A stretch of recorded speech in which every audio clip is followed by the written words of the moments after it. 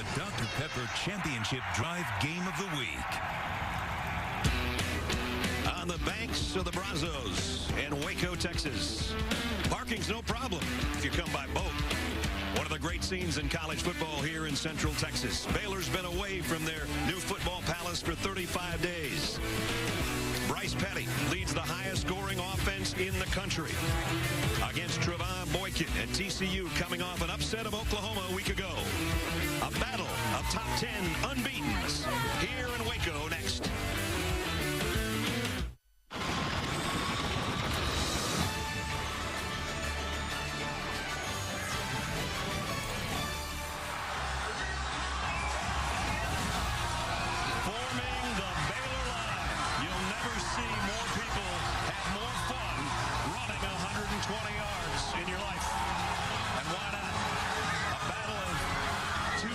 Teams in the Big 12, 9th-ranked TCU and number 5 Baylor. You take a look at the Big 12 standings. 5 or 10 years ago, you might not be talking about Baylor and TCU being the teams that are on top. Normally, it's Texas and Oklahoma. That's how it looks right now. There's a couple of those games still going on. Oklahoma has just defeated Texas, and most of you just watched that one. Welcome to Waco, everybody. Brad Nessler with Todd Blackledge.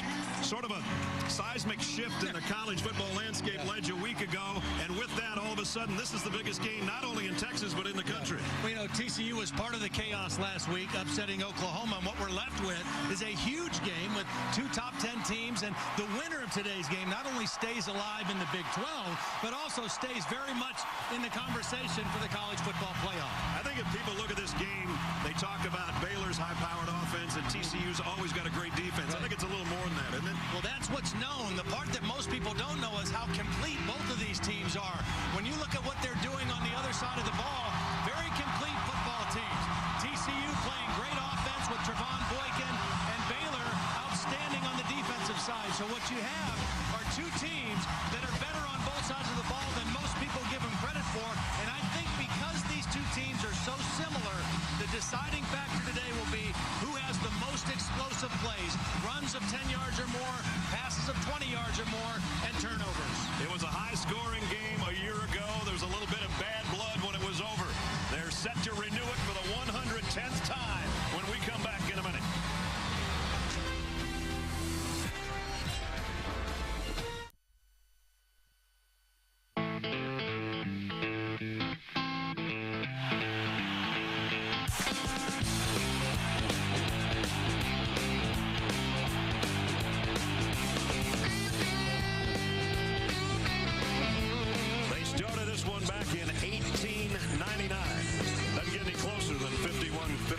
They're both ranked for the first time ever. Before we kick it, check in third member of our team, as always, Holly Rowe. Thanks, Brad. Well, last week against Texas, Baylor's offense wasn't sharp. Their quarterback, Bryce Petty, was 7 for 22, just 31% completion on his passes. He told us that he was pressing. He said, you know, I don't normally do that, but I wanted to be a difference maker, and I tried to do too much. He said, I also have a fear in the back of my mind about getting hurt again. Those 2 broken vertebrae that he broke the first week of the season.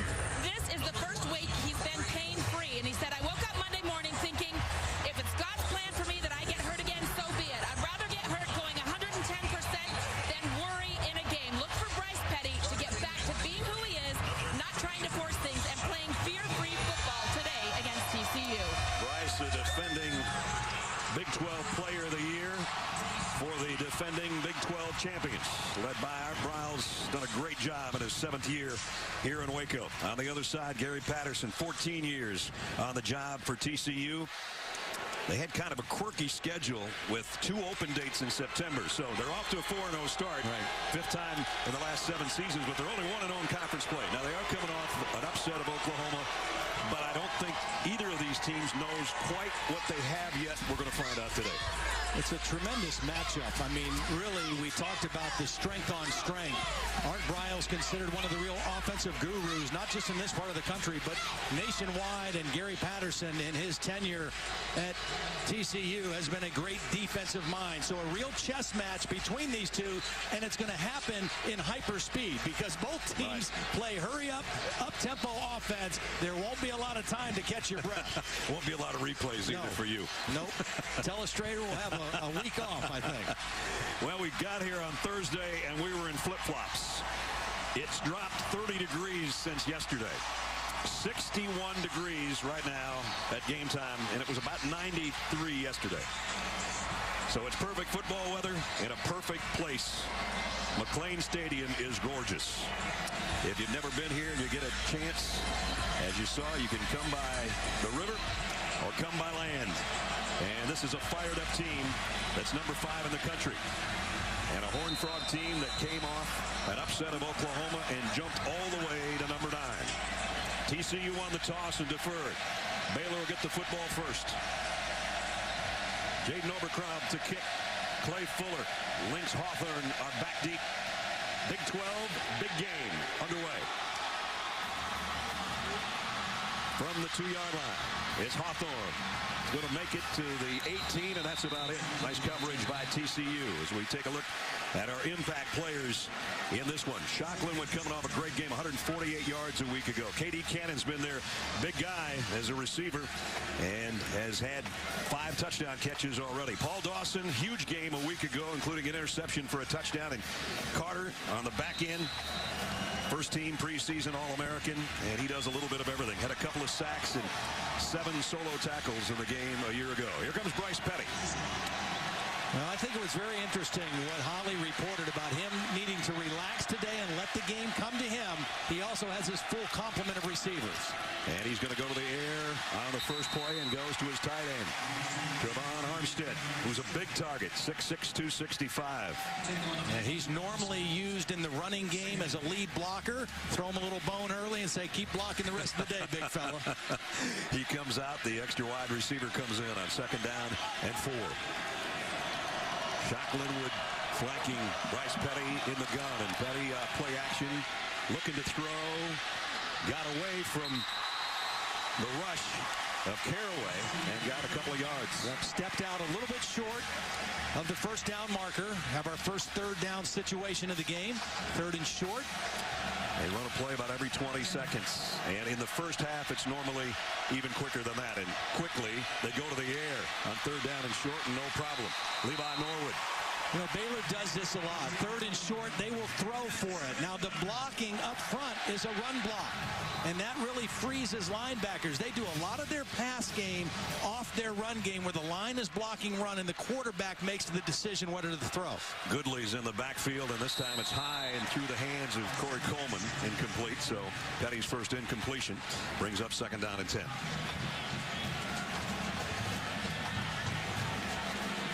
And again, set in the shotgun, empty backfield. Petty, plenty of time. He's going to go long. And too long. Incomplete. Intended for Cannon. And it'll bring up 3rd down and long. Good coverage down the field. That was a pure drop back pass. Again, you don't see that as much from Baylor as you see the play action. But now 3rd and 10. TCU going to play pass all the way here. Baylor 49% on their 3rd down conversions, which is 3rd in the conference. Flags fly, and Broxton, I think, with a false start. Offense number 61. 5-yard penalty, 3rd down. Randy Crystal, our referee, with the first penalty of the day, and now they got 3rd down in a bunch here. 3rd and 15. Coming into the game, Baylor averaging a lot of penalties, offensive penalties per game. Last year in this game against TCU, they had 15 penalties as a team. They had 10 against Texas for 95 yards last week and still won the game 28-7. Empty set again for Petty. Gets some pressure, and he's going to take off with it. I think he's going to get 15. He got about 13, though. Yeah, but how critical was that 5-yard penalty? Because he picks up the first down easily if it's 3rd and 10. But at 3rd and 15, he's going to come up a little short. But Art Briles loves to go for it on 4th down. And here they're lined up to go. They're 14 of 17 on the year. And they got another one. Into TCU territories, Corey Coleman. Well, that was really good patience by Coleman, who's not a tailback by trade, but he was patient, waiting for that hole to open up. And look at how fast they line up at the 48. Petty wants to go deep again. This time he's got a man out there and broken up. Nice play by Sam Carter, one of our impact players. Got a hand in at the last second. There was actually two guys in coverage. Carter had inside coverage, and he read the ball in the eyes of the receiver and got his hand right up in between to knock the ball away. Both of these offenses will take a large number of shots down the field. That's how they're built. Linwood. They fake it to him. They go down the middle, and it's complete. First down, Jay Lee. 21-yard pickup. Safety got out of position that time. Hackett, number 1, was out of position in his help coverage. That left a wide open room in the middle. And Petty right on the money with it. 10th play of the drive, the opening possession of the football game. This time they do go to the ground. Shock Linwood dropped by Paul Dawson. And you see the clock in the upper right-hand corner of your screen. And they're not even really hustling on this one, but they're going to get it off somewhere around 15 seconds probably. Right on the money. And it's Linwood again. And back to the line of scrimmage, and that's about it. Tevin Lawson, first guy there, along with Marcus Mallett, the linebacker. You know, it's interesting. Gary Patterson hired 2 new offensive coordinators, and they changed TCU's offense to up-tempo, and I think that's helped him as a defensive coordinator and coach in this league, calling fast-paced defense against these kind of offenses. Plus, you get to see it in practice every day. Petty. And he's in trouble, and down he goes. TCU's first sack of the ball game. And it was a community effort. Lawson was there, so was Dawson. Good coverage down the field. It wasn't a blitz, but Petty had nowhere to go quickly with the ball. And now we have 4th and long. So the law firm of Lawson and Dawson with a sack.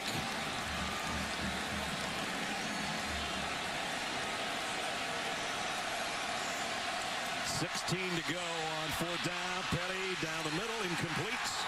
And it's tipped by Terrell Lathan. And Gary Patterson says, here we go. We're going the other way. They take over on downs. They take over, and they take over in great field position. You know, that's the other side of that, going for it on 4th down. If you miss, you give the other team good field position.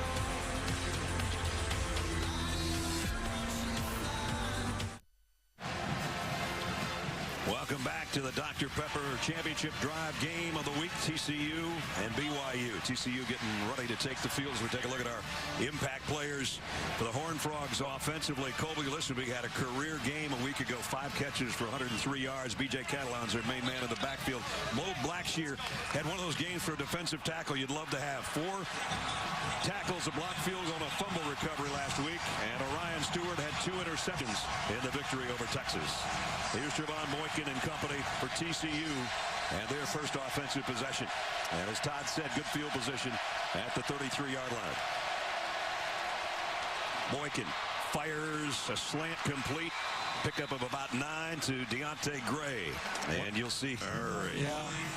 When I put the film on and watched TCU's offense, I was amazed at the quarterback awareness of Trevon Boykin. Last year when these two teams played, he played wide receiver. Yeah. I mean, the development in a short amount of time as a quarterback has been astounding. He's going to loft one long near sideline over the head of everybody, intended for Doxson. That's one thing TCU does. If you give them press coverage, they're going to take a lot of shots on those fade routes. And if you don't hit them, then there's no reason to get out of press coverage. And it'll be up to Boykin or the receivers to draw pass interference on a couple of those. First for the Horned Frogs. 3rd down and 2. Boykin wants to throw for it. And over the head of an incomplete pass, but a flag lies in, was covering on Listenby. I think the reason we're going to get a penalty is because the ball was not thrown in the right spot. Because the ball was thrown behind the intended receiver. Defense number 9. It will be a 10-yard penalty, automatic first down. See, this is a corner route, and if the ball is thrown to the outside to Listenby, there's not going to be a penalty. Back inside, that's an obvious call. Had the hand on the jersey, had the tug, and that's what happens. You take shots downfield. You either have to get completions or you draw the penalties if you're going to do that. Every game this year, they've scored a touchdown on their opening march. Look at this crazy BYU territory already. Crazy formation here. Wow. on both offense and defense, which spreads things out and gives it to B.J. Catalan. Got 5 on the carry. 2 new coordinators for TCU. Doug Meacham, who has a lot of history at Oklahoma State. You see the linemen spread out, huge splits, and a nice opening run for Catalan. There's Meacham. Sonny Cumbie, the other co-offensive coordinator, came from Texas Tech. 2nd and 6. Here's some option. Boykin's going to keep it. Ooh. He got tagged, but he's going to be close to the first down. Stood up by Terrell Burt in the secondary. See, this is the other dimension that TCU's offense has with Boykin. Not only is he a good runner on a scramble or when things break down, but they run a lot of designed option, especially if you give them the look that they want. And once again, we have a 3rd and short situation for TCU's offense. One of those rare guys that leads his team in passing yardage and rushing. 3rd down and 1 here. This time they'll come option to the near side, and they got the first and a bunch more. Inside the 30, B.J. Catalan, pickup of 11. They went to 2 tight ends that time and ran the option, the speed option to the wide side of the field, and a good read by Boykin, waiting to the last minute to pitch it and get another conversion. They hadn't really shown that much until Oklahoma a week ago. But it is something you have to prepare for, and it takes a lot of defensive preparation time to get ready for during the week. Empty backfield here. Boykin to throw. Going to come again to the near sideline and again over the head of everybody, intended for Dotson. And Xavier Howard in coverage. Same play as we saw earlier in this drive. They will do that a lot. I mean, they really take a lot of shots against press coverage on the fade routes. Take a look at what this offense has done so far this season, the biggest turnaround in college football. Up 171 yards a game. That's big. And as much as anything, it's been the maturity of Trevon Boykin going through spring ball and all fall camp as a quarterback. Baylor coming with a blitz here, and it's going to pay off. Down goes Boykin. Back at the 35-yard line. K.J. Smith was the first guy there, and then Blackshear, one of our impact players, cleaned up. Yeah, they brought more than TCU could block. The first guy unblocked didn't get the tackle, but he forced Boykin up in the pocket, and that's where they finished him off. Bo Blackshear, one of the Waco natives, played at Midway High School here in town. 8th play of the drive, but now it's 3rd down and 16.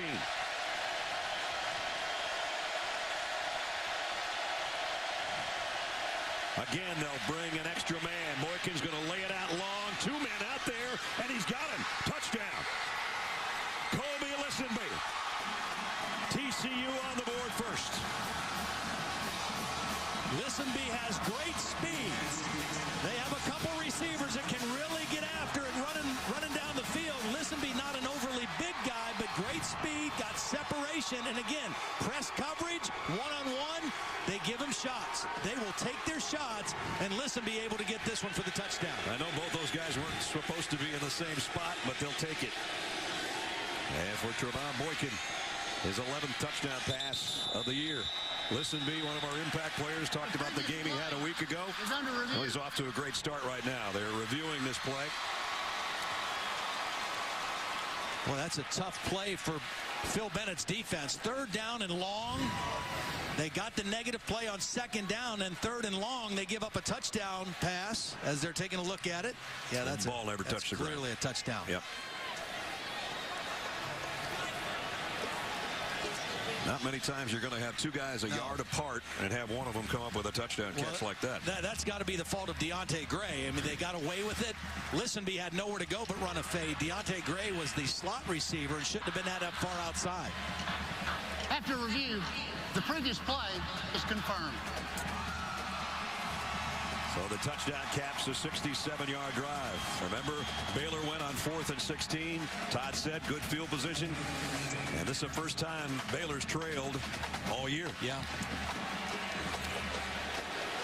And again, the press coverage and the confidence that Trevon Boykin has in taking shots down the field. And they drew 1 pass interference penalty on this drive, and they got the touchdown on 3rd and long on the last play. Omer Crowley in for the point after. 7-0 Horned Frogs. 9:32 remaining in the first quarter. And TCU on the board first, capping a 67-yard drive in 8 plays. Colby Listenby in the end zone, 7-zip TCU.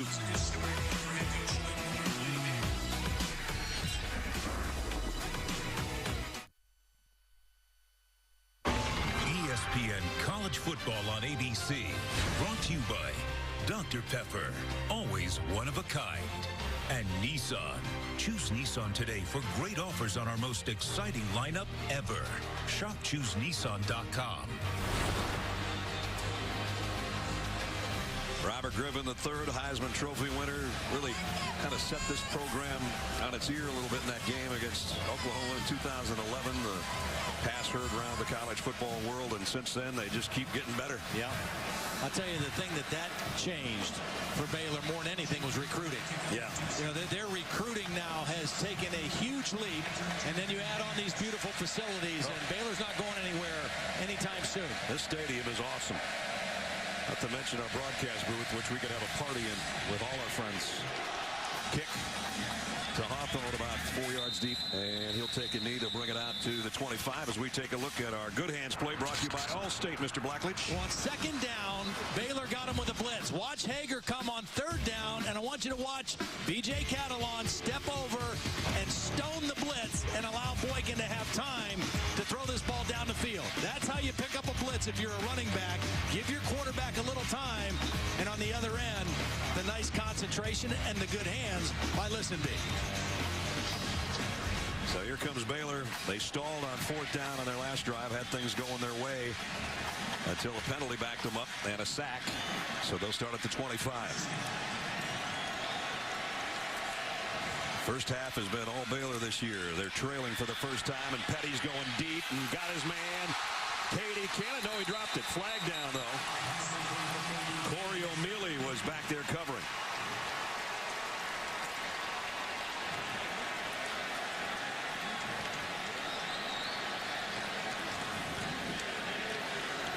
You're going to see both these quarterbacks take deep shots down the field all day. I mean, that's the way these offenses are built. If you give press coverage. Pass interference, defense.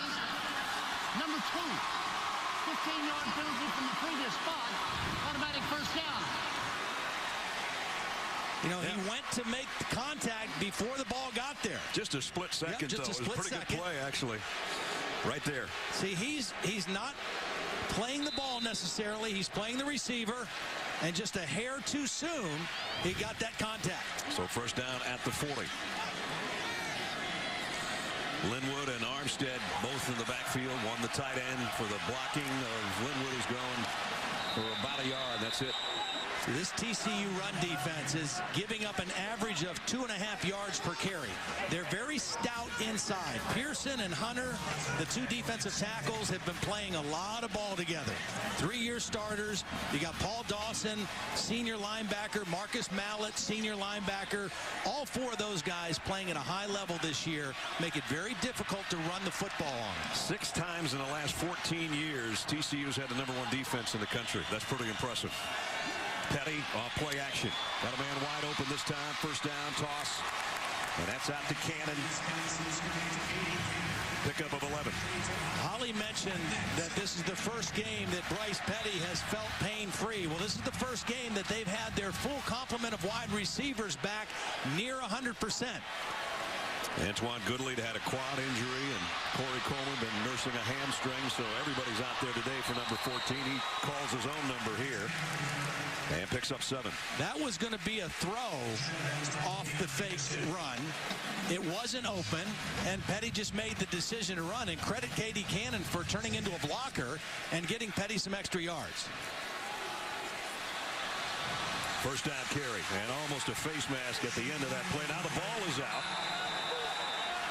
And TCU says they have it. The officials have not made a determination yet. Now they do.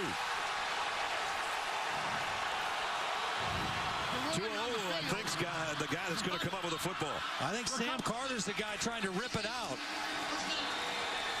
Sam Carter and Paul Dawson were combining, and Carter got away with the face mask, and as he was grabbing the face mask, Dawson was grabbing the football. They got away with the face mask, and they got the football instead.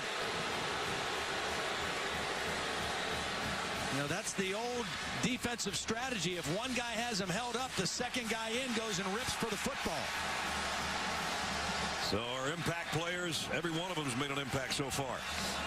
And The second time now that Baylor gets in TCU territory. First they turn it over on downs. Now they fumble it away.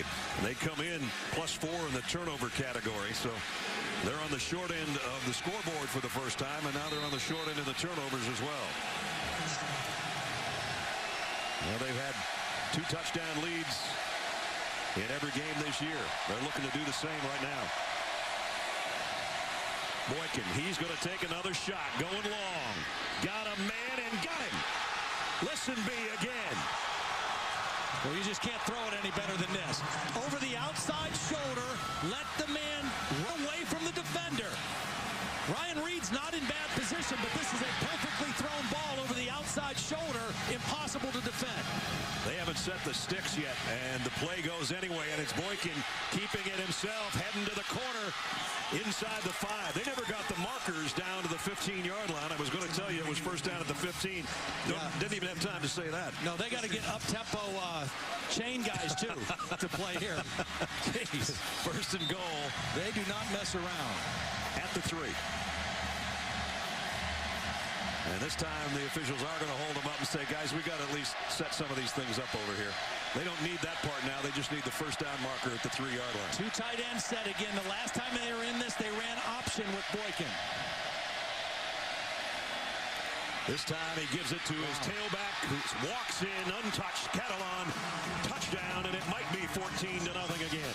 Boy, they caught Baylor in a slant to the wide side of the field, and they just slanted themselves right out of the play.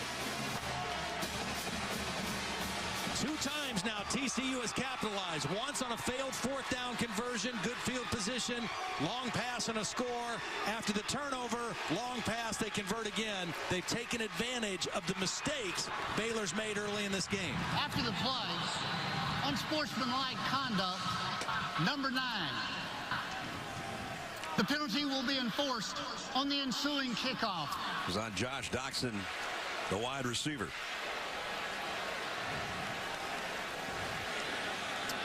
But that'll be after our timeout and the extra point that's upcoming. Nothing like a 40-second drive. Overcrom, extra point, up and good. So Baylor had things going their way, turned it over on down. Second time they got in TCU territory, the ball came out. And the Horned Frogs took over, and it only took them 3 plays to get this touchdown and a 14-0 lead on the road.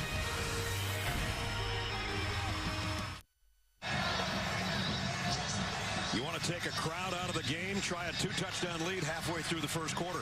Yeah, I mentioned on this touchdown that Baylor got caught in a stunt. They stunted all their linemen this way, thinking the run would go to the wide side. And TCU ran it back to the weak side, the short side of the field with Catalan, and there was only one guy there. Not enough people there to stop that run. Well-designed play, right call at the right time. BJ's 5th rushing touchdown of the year. And so for the 5th straight game, the Horned Frogs lead 14-0. Not sure they were expecting to be this efficient this early against the number 5 team in the country. We understand Auburn is trailing 14-0 as well, by the way. And that went onto the back of the end zone with 7:40 to go. Robert Flores got our first studio update. Robert. Hey, Brad, Dr. Pepper conference update for the Big 12. Josh Lambert from 55 yards away as West Virginia beats Texas Tech. They scored 17 unanswered to win, 37-34 in Lubbock. And Brad, by the way, the Dr. Pepper Museum is in Waco, Texas. So there you go. There you go. So is the Texas Ranger. Yeah, great museum. Really cool place. Well, the good news for Baylor, being down 14-0 is not that big of a deal the way they play offense. Right. And this is an offense that can explode at any time. This is going to be only about a 2-yard gain for Devin Chaffin. I don't think they're going to have a great amount of success early running on TCU. I think they're going to have to throw the football to open up their run, and I think Bryce Petty running it might be the best option for them. This time, play action. The slant's a little bit behind Jay Lee, the intended receiver.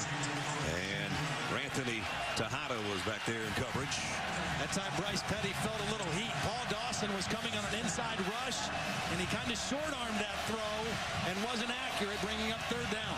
Remember, as Holly said, he tried to do too much. He thought last week it only went 7 for 22 against Texas, though he did have a couple of touchdown passes. He's off to a 4 for 9 start here today. Third down and 7. Petty steps up in the pocket, flushed to his left and lobs one incomplete. And Baylor's going to have to punt. When we talked to Bryce Petty yesterday and asked him about this TCU defense, the first thing he said was they are so sound. They're very sound. They don't get out of position. They don't make many mistakes. And then they have athletes on top of that that make plays. And that was what we saw right there on third down. Just sound, fundamental defense, good coverage, good contain on the pass rush, and they forced the punt. Cameron Eccles-Looper is back waiting on the kick from Spencer Roth. First punt of the football game. Not a great one, end over end. And it's, I think, going to hit a Baylor player as it goes out of bounds around the 31-yard line. Coming up tonight on ESPN, SEC doubleheader for you at 6. 7th-ranked Crimson Tide of Alabama against Brett Bielema's Arkansas Hogs. Then at 9, Bo Wallace and the Rebels, number 3 in the country. College Station, they'll take on 14th-ranked Texas A&M. There's the battle of quarterbacks tonight. Bo Wallace coming off a dream of a lifetime last week. Yeah. Kenny Hill has been as good as anybody in the country. Even though they've lost a game, he's already got 21 touchdown passes.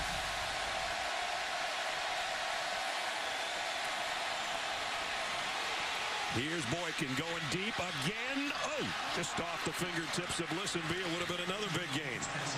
I don't think we've seen this many quarterbacks go long this early in a football game in a long time. Well, again, press coverage. It's not necessarily blitz with straight man-to-man and no safety help.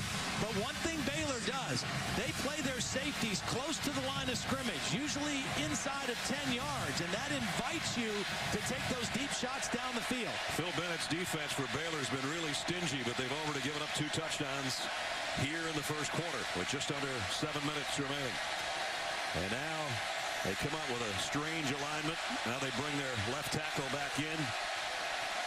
3 receivers to Boykin's left, but he's coming back, rolling that way. A lot of pressure, and he's run out of bounds on the far side. K.J. Smith and Andrew Billings over there chasing him out of bounds. Nice play by K.J. Smith, who's getting the start tonight because they lost Jamal Palmer last week in their win against Texas, one of their starting defensive ends toward ACL, and so K.J. Smith in there starting at defensive end. So Baylor would like to come up with a stop here. You saw Phil Bennett.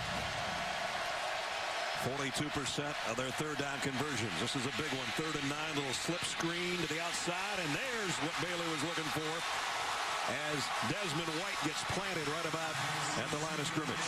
Taylor Young, who's also getting the start today.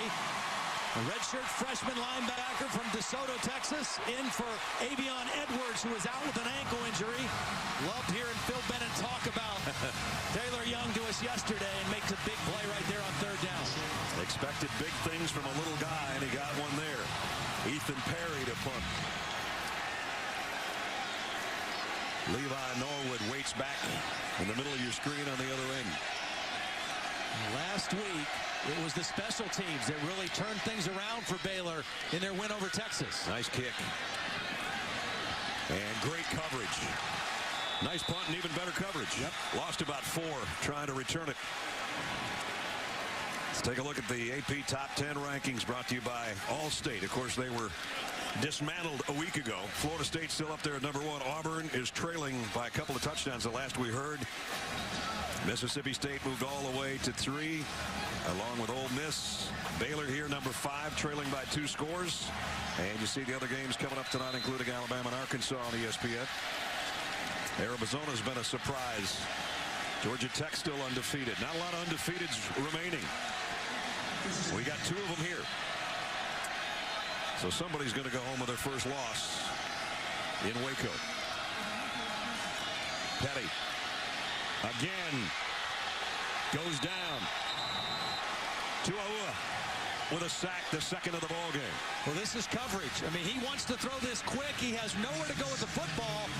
And Bryce Petty's just got to get his clock going a little bit faster because TCU has the ability to close the pocket quickly. So he either has to make a throw or take off running or throw the ball away because 2nd and 10 is better than 2nd and 13.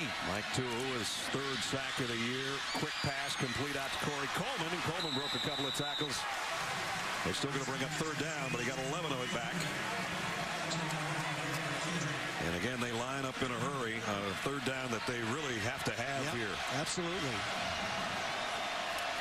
Got to get something positive going, and they're not going to get it.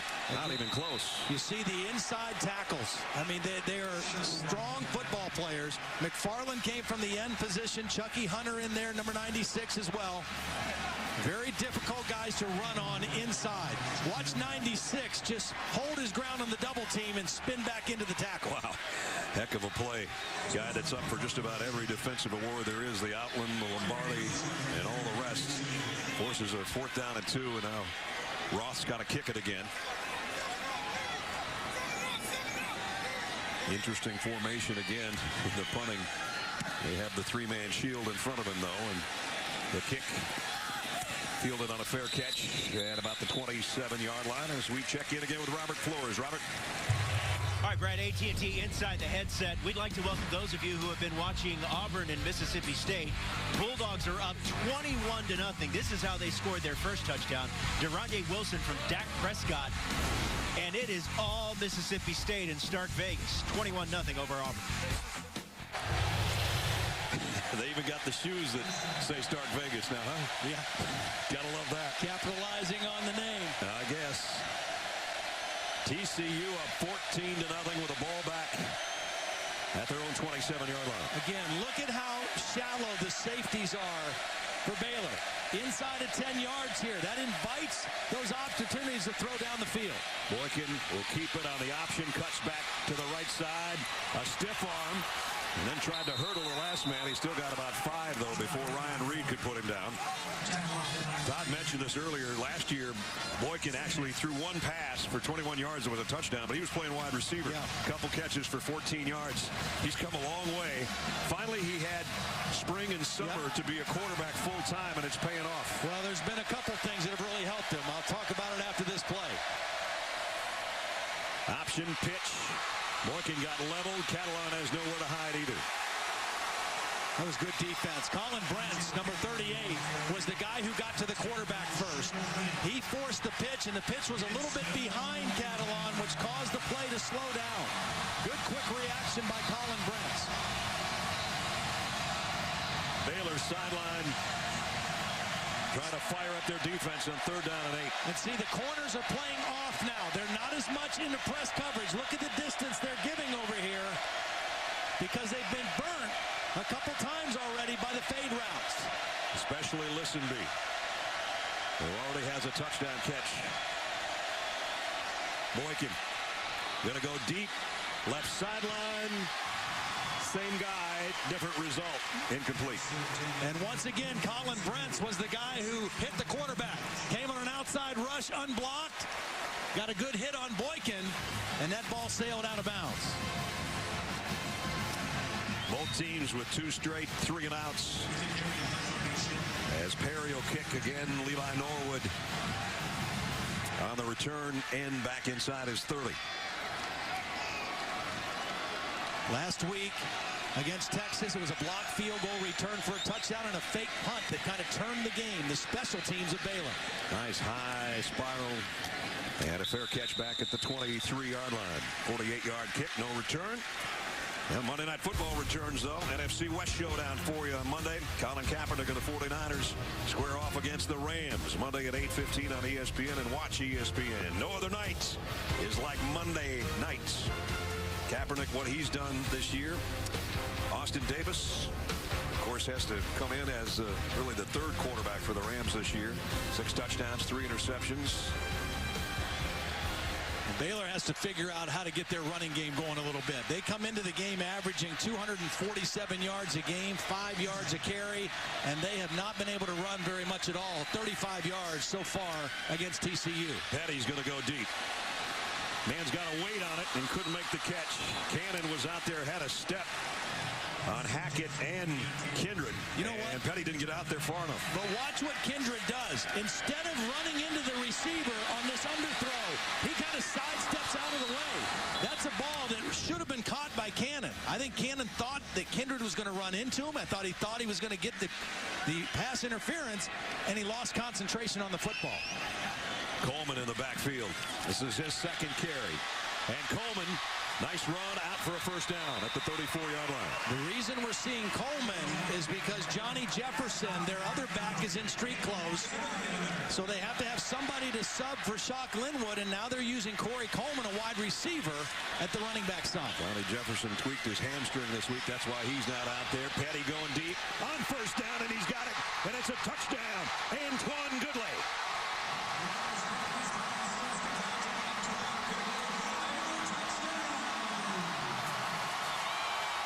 66 yards for the touchdown.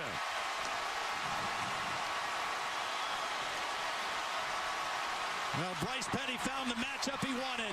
His fastest receiver, Goodley, on a safety, Sam Carter. And this time the deep throw finds a connection.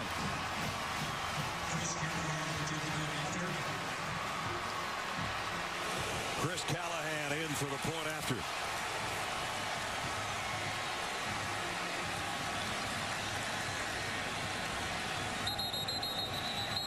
And whistle before the kick. Might have been a false start, which will make it a little more difficult for Callahan. False start. Offense, number 41. 5-yard penalty. Try. You know, Goodley is not your typical looking receiver. He's 5'11", 220 pounds. Very physical, but with great straight ahead speed. Now, he has only played, this is his 4th game this year. He missed a couple games with a hamstring injury. They think he's close to 100%.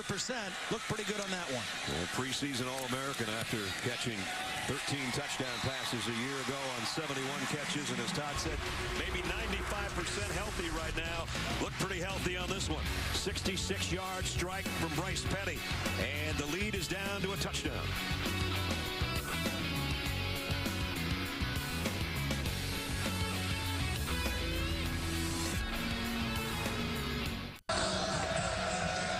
Sidelines got something to be excited about as first touchdown of the day for Baylor. Short kick to the 10. Eccles Looper. Nice return out to the 35-yard line. I love 27-second scoring drives. Yeah.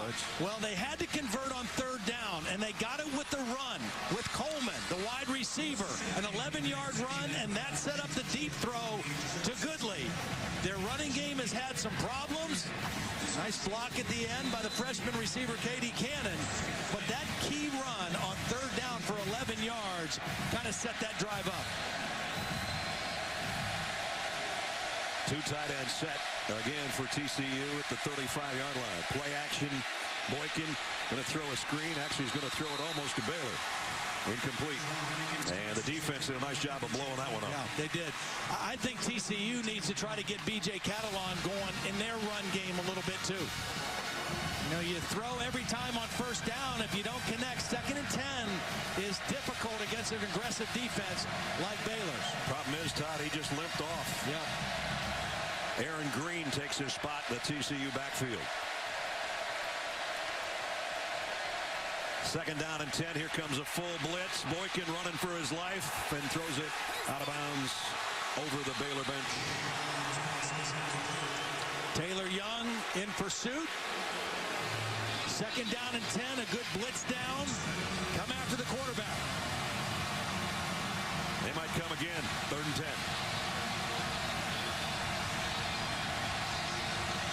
This is one where I think they might show blitz and drop out, try to fool Boykin with coverage on this 3rd down and 10.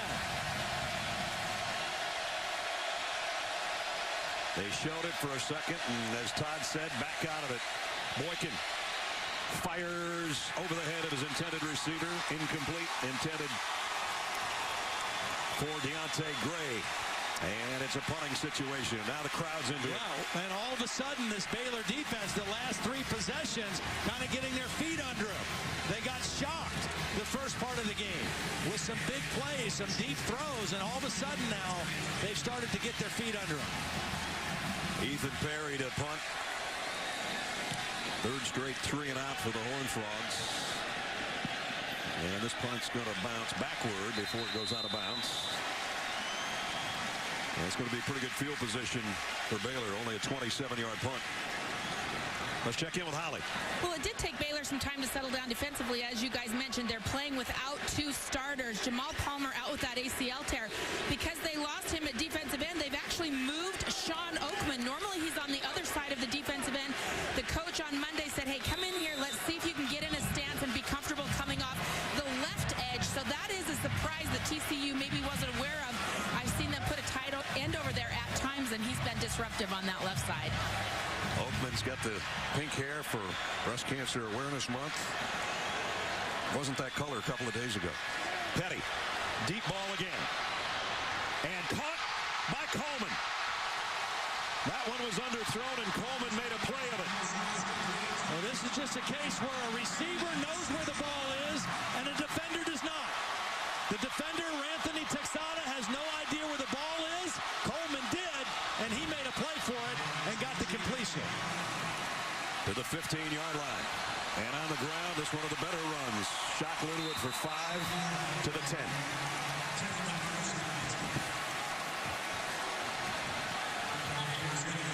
This is one of those where you don't even want to go to the refrigerator because you're going to miss something. Minute to go, first quarter. We expected a high-scoring affair. Baylor trying to tie it up. They've got it. First and goal. And they're only about 4 yards away from tying it up. Well, the game last year in Fort Worth was a 41-38 ball game that went back and forth. Baylor built a big lead thanks to some turnovers by TCU. TCU fought back and had a chance with 11 seconds to tie it up, but threw another interception. They spotted at the 5. To the run game and no gain for Linwood. Dawson and Mallett, the 2 linebackers, combine on the stop. Now, this is where I would look for Goodley, again, because of his strength. He's an outside receiver, but at 220 pounds, if you get him on an inside route, he's got great strength working for the football. He's out to the right side. Petty's going that way. Corner. Too far out in front of K.D. Cannon. Tried to throw the fade and threw it out of bounds. Sam Carter was covering. And it's 3rd and goal. And this is 2-down territory for our Bryles, if you ask me, so we'll see. When your field goal kicker's 1 for 6 and you like to go for 4th downs anyway, yeah. Empty backfield for Bryce Petty. Wouldn't be surprised of a quarterback draw here either. Petty, a very good runner. Wanted to throw the fade again. Asked to scramble. And throws it out of the back of the end zone. 4th down. Chucky Hutter was given chase on Bryce Petty and got him to the turf after he let go of that pass. We're going to go for a field goal here. You said Chris Callahan's 1 for 6, and his longest this year is 23 yards. This one's basically going to be not much longer than an extra point. It'll be a 22-yard attempt. Well, I think Art Bryles is just realizing we need points here. We got something going. We got a chance to get on the scoreboard again. We're right here in the football game at home. Let's try to make this a 4-point game. Extra point is up and good. That was a kind of cool angle. I like that camera angle. The kicker likes that too. He made a field goal. 14-10.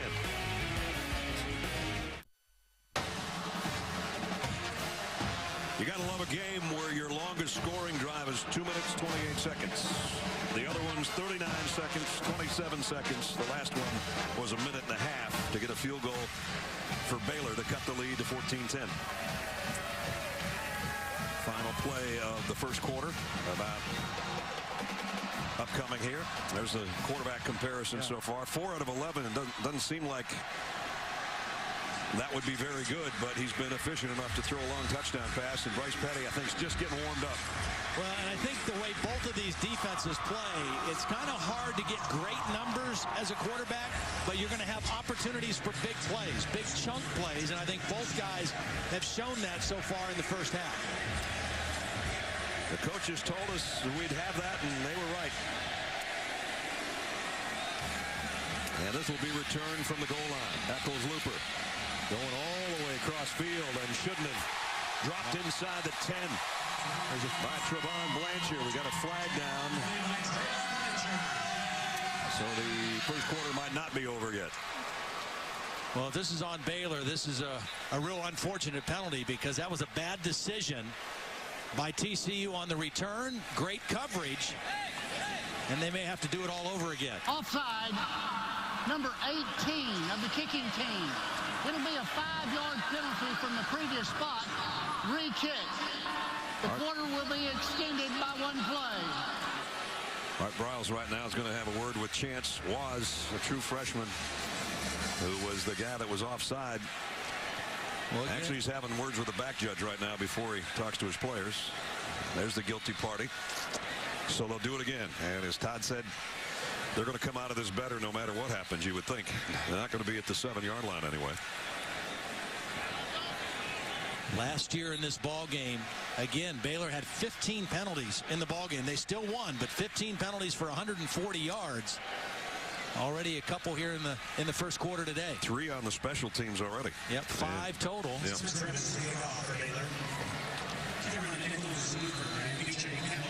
So Spencer Evans to kick. And Eccles Looper, I don't think will do what he did on the last one if he gets his hands on it. I think he'll run straight ahead. The flip-flop back there, Eccles Looper and Catalan. Baylor sideline guys that aren't playing are having a blast.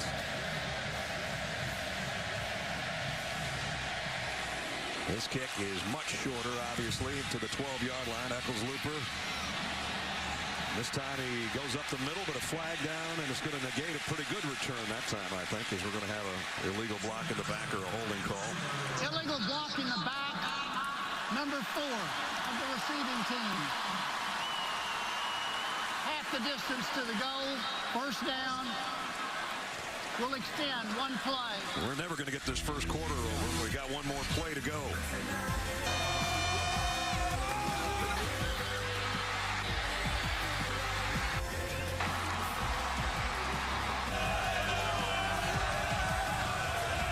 Great scene here. As again, they're going to start inside their 10-yard line with 1 more play. So we've had the first quarter coming to a close for about 7 minutes now. Yeah. And TCU was huddling all the way on the other end of the field, anticipating to go out on that end. And the referees and Gary Patterson said, no, we got to come back down here, guys. We were anticipating going to commercial, too, but we're staying here for 1 more play, barring a penalty on the defense. So they didn't come out of it much better. They're at the 9-yard line after the penalty on the return. Boykin stands at his 5-yard line with Kyle Hicks in the backfield with him for the first time.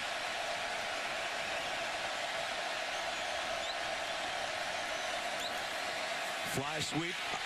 Thought they were maybe going to throw there, Deontay Gray, and he is run out of bounds at the end of the first quarter. Finally, end of 1. Fun one, too. TCU on the road, leading 14-10. This presentation of college football continues after this message and a word from our ABC stations.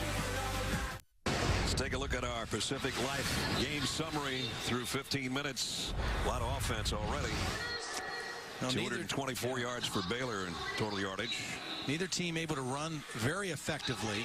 A couple key runs at key times, and Bryce Petty talked about wanting to kind of relax and let the game come to him. He's starting to do that. They got off to a little bit of a sluggish start, but here the last few possessions, they've hit some shots down the field and have got themselves right back in the ball game. He's already got 62 more passing yards than he had all of last week in the win over Texas, so he's off to a great start in the first quarter.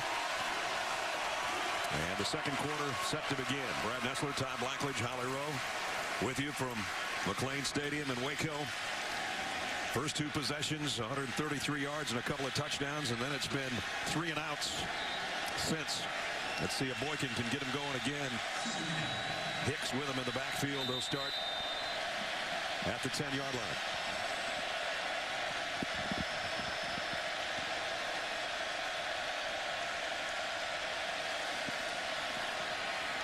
Boykin completes. Doxson right at the first down marker.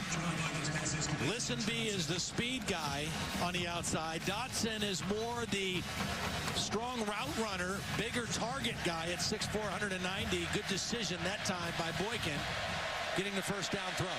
Dotson had a good game against Baylor last year. 5 catches, including a touchdown. That one got him just enough for the first down. And Boykin keeps this, and he's run out of bounds at the line of scrimmage. Holly's right there. We might as well go to her. Boykin under some pressure that time. There's a change on the offensive line for TCU. The left tackle, Tayo Fabulje, is out. They were getting him an inhaler here on the sideline. He's out for the next few plays. So they've moved right tackle Vaitai over to the left tackle. Number 68, Joseph Noteboom, has come in at right tackle, so they're trying to get readjusted on the O-line. And you saw Holly almost made the tackle on that last play on the sideline. Second down 10. And interesting, Baylor has moved Oakman back over to work on that right side against the new tackle. Boykin straight down the middle, and Listenby didn't quite get his head turned around. I don't know if he could have caught it anyway. Xavier Howard was covering. And it's 3rd and 10. I think Boykin was just a little too early with this throw. He wasn't under duress. He didn't allow Listenby to get separation and get his head around. Otherwise, he might still be running because there was no safety help in the middle of the field. 3rd time now TCU's been on a 3rd down and 10 or more. Little different set here. 2 running backs in there, Hicks and Catalan flanking Boykin on 3rd and 10. Right sideline, good throw, good catch. David Porter, first down. Needed 10 and got 11. Well, take a look at the new right tackle, Joseph Noteboom, working on Oakman now. 68, that's a great job against a good time, big pass rusher. Run him up the field. Oakman, their number 1 sack artist with 5, and he is a huge guy, 6'9", 280 pounds, wearing number 2. Transferred from Penn State a couple years ago.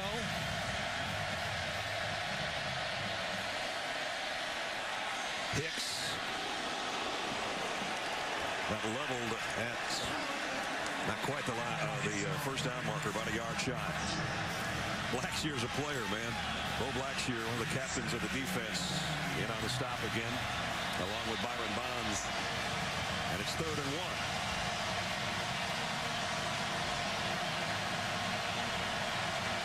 They've had long yardage on 3rd down. This is a short one. Will Boykin keep it himself?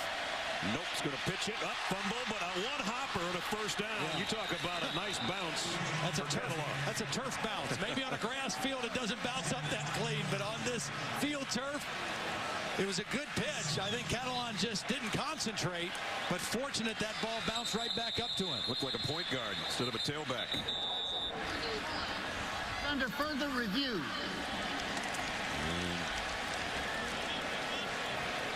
I think they're trying to determine whether or not this was a lateral or a forward pass. They're looking at it anyway.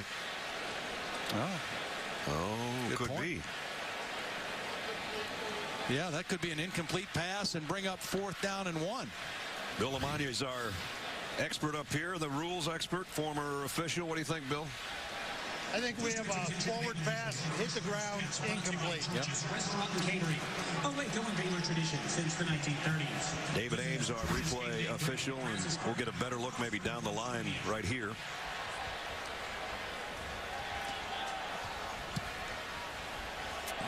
So instead of a pitch and a run, if indeed it's a forward pass, it's incomplete. See, the quarterback's job is to attack the inside shoulder of that defender to maintain the right pitch relationship with the back. Boykin kind of drifted, and that gets askew a little bit when you got somebody in your chin strap too. That's true. So they're taking a long look at this one. Pretty important. Would have been a first down. Yeah. Otherwise, it's going to be a punt.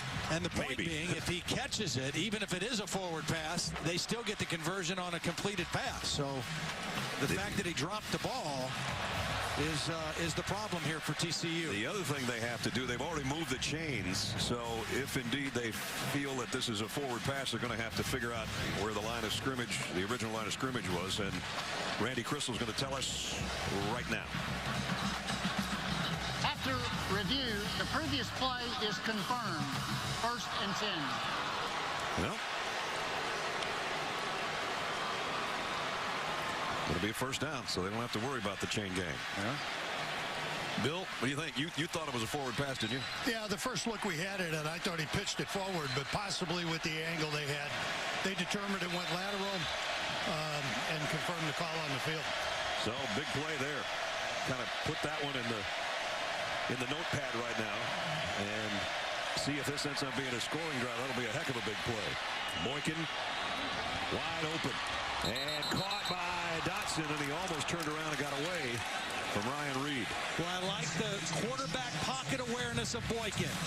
You see him working his feet, moving from one progression to the next. He started reading left and worked all the way across the field to find Dotson for that one. TCU first down in BYU territory, Baylor territory, beg your pardon, at the 41. Straight up the gut. Catalon might have gotten 3 before Bryce Hager dragged him back the other way. Hager coming into the game, the team leader in tackles with 29. Dad was a great player in Texas with the Philadelphia Eagles. And Phil Bennett said, we don't take him out of the game unless we absolutely have to. If he needs a break, we'll give him a break. We want him on the field all the time. They only lost 2 games last year. 2 of them were when he was injured. Boykin throws off his back foot, just a desperation heave to get away from the rush that Colin Brentz was bringing. And it's 3rd down and long again. 2nd down has been the blitz down for Baylor.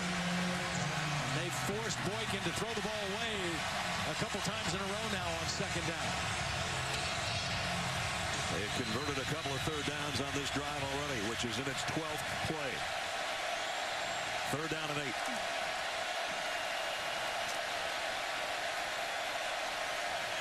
They back out of the blitz look. Boykin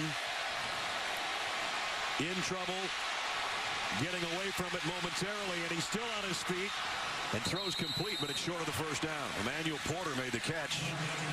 Picked up about 4 when it looked like he was going to be sacked for about a 12-yard loss. Well, the fact that he got the completion, though, brings up an interesting situation now for Gary Patterson. I think they'll go for it now. They're out of field goal range, but because they got the short completion, they've got a manageable situation here on 4th down to try to go for it. I'd kick a field goal here. Oberkron can do it from that distance, but they're going on 4th and 4. Blitz. Boykin caught and still going is Dotson all the way inside the 10-yard line. I'd throw a slant to Dotson. That's what I'd do. I knew you were going to get me on that one. 26 yards down to the 9 and going in a hurry. Baylor's trying to change up defensive personnel. I don't know if they ever got who they wanted out there. Catalon's going to be dragged down to the line of scrimmage, though. Nice play. Yeah, real nice play. The safety. Stewart. Ryan Stewart came from his safety position to get a play behind the line of scrimmage.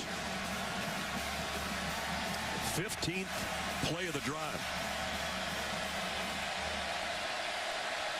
2 tight ends. Option formation. And a walk-in again for Catalan. Touchdown, TCU.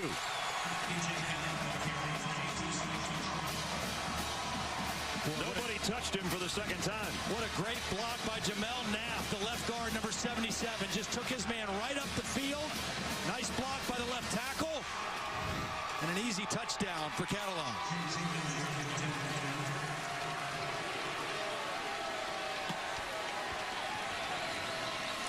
Overcrom in for the point after.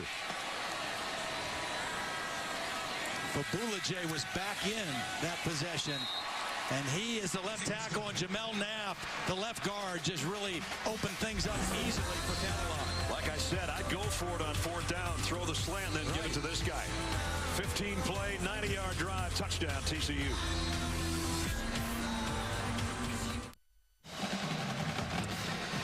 (21-10) TCU. Time for our Aflac trivia question of the day. TCU has lost 19 of their last 20 road games against top 5 teams. Who's the only team they beat? We'll give you a little time. Well, that was an impressive drive right there. Boy. TCU converted 2 third downs and 1 fourth down. And for the game now, TCU 4 of 8 on third down. Baylor only 1 of 6. So one of the games within the game, TCU has the advantage going. Overcrown's kick will be returnable from the goal line. Hawthorne. Nice move. Hawthorne to the middle of the field and spins his way out across the 30. Just over 10 minutes remaining in the half. Let's check in the studio with Robert Flores again. All right, Brad, Wells Fargo getting it done, and that's what Marcus Mariota is doing against UCLA. He has thrown for 2 touchdown passes, run in another one, this one to Thomas Tyner, and it's 21-3, Oregon over UCLA late first half. Oregon's dropped to 12th after being up there in the top 5. Here's Baylor at number 5 and trailing 9th-ranked TCU on their home field. Petty runs for about a yard. Had to scramble, couldn't find an open receiver. I tell you, this coverage has been pretty solid for TCU. They've given up a couple big plays down the field, but they've also forced Bryce Petty to go somewhere else a couple times. Petty running out of time again. Going to loft one on the sideline and throws it out of bounds. So it's 3rd down and 8. Yep, that's 2 plays in a row where the coverage has forced Bryce Petty, wants to scramble and wants to throw it away. They're guarding and covering the short and intermediate routes very well. They've given up some plays on the deeper routes in the ball game. Dick Bumpus, the defensive coordinator for TCU. Baylor's been unsuccessful the last 5 third down conversions. Petty, plenty of time now. And throws complete. Should be right on the mark. Yep. They're going to give him the first down. That's a veteran receiver, and Goodley, a senior, who knew what he needed for the first down and got right to the mark. And again, they quickly go. First down at the 42, play fake, and that throw is just errant that time. Way over the head of Katie Cannon. In this offense, so many times, Bryce Petty has to throw that ball so quickly. And a lot of times I asked him, do you throw many throws where you don't get the laces? He says, yeah, all the time. Yeah. And it's gotten to the point where I'm actually probably more comfortable without the laces. And that's such a change in college football. I mean, nobody ever used to throw the ball without the laces. This time he hands the laces off, and it's only about a yard gain for Linwood. Chris Hackett, nice open field tackle. TCU's defense, they're sound fundamentally, and they tackle well in space. They make you earn everything. You just don't see them break down defensively very often. If you make plays, you've got to earn them. 3rd down and 9. Petty looks to the sideline to Coach Briles, who's right there in the corner of your screen at about the 38-yard line. Play clock down to 5. Just a 3-man rush on Petty, and it's going to be the quarterback who's going to try to get it, and he won't get there. Got to midfield, but he's a couple yards shy. Dawson in on the tackle. This was a called quarterback draw because both the back and the guard, Blake Muir, went ahead to block. That was a called quarterback run. Came up a little short. 4th down. Looks like Art Briles is in a position to go for it. Just shaded on the TCU side of the 50. They're 1 for 2 on their 4th down conversion, so here comes another one. And boy, if TCU gets a stop here, they're going to have great field position. They don't get the stop, though. Yeah. Best run of the day, maybe, by Baylor, and it's Chafin who picks up 8. And a nice read and cut by Chafin, because you can't run inside very easily on TCU. He faked inside and bounced it outside and easily picked it up. Now play action. Petty might want to take a shot here. He's got a wide open guy out in the flat, though, and that's Goodley. About an 8-yard gain again. Carter made the hit. So we're down to 7.5 minutes in the half. TCU 21-10 lead, but Baylor threatening again here. And another nice run off the left side, but that door closed in a hurry. Chris Hackett's made another couple of nice stops in open space out there on the running backs. But they're getting a little balance back to their offense with the run game. You've got to be two-dimensional against a quality defense like TCU. They've got a little bit of thing going now with their run game. And we had a 15-play drive by TCU. Now 10 plays and a touchdown for Corey Coleman.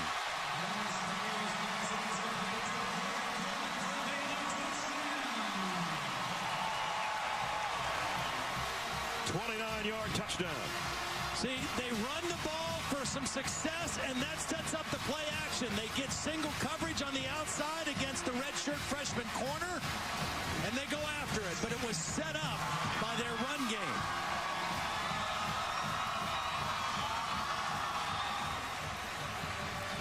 Callahan in for the point after.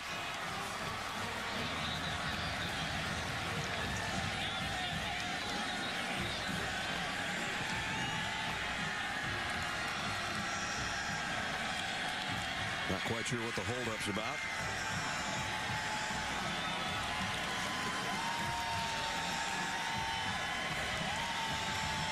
Bryce Petty with the second touchdown pass of the ball game so far. Started a little slow. Has done a nice job of allowing this game to unfold and to not get frustrated against TCU's defense, because you just got to know they're going to make some plays. They're going to create some negative plays. You just got to hang in there. When you get opportunities down the field, you have to capitalize on it. Extra point is good. 7:07 remaining in the first half. Bryce Petty, 11 touchdown passes on the season now. This is his second of the day to Corey Coleman, and it's 21-17. ESPN College Football on ABC. Brought to you by AT&T. Mobilizing your world. And Bank of America.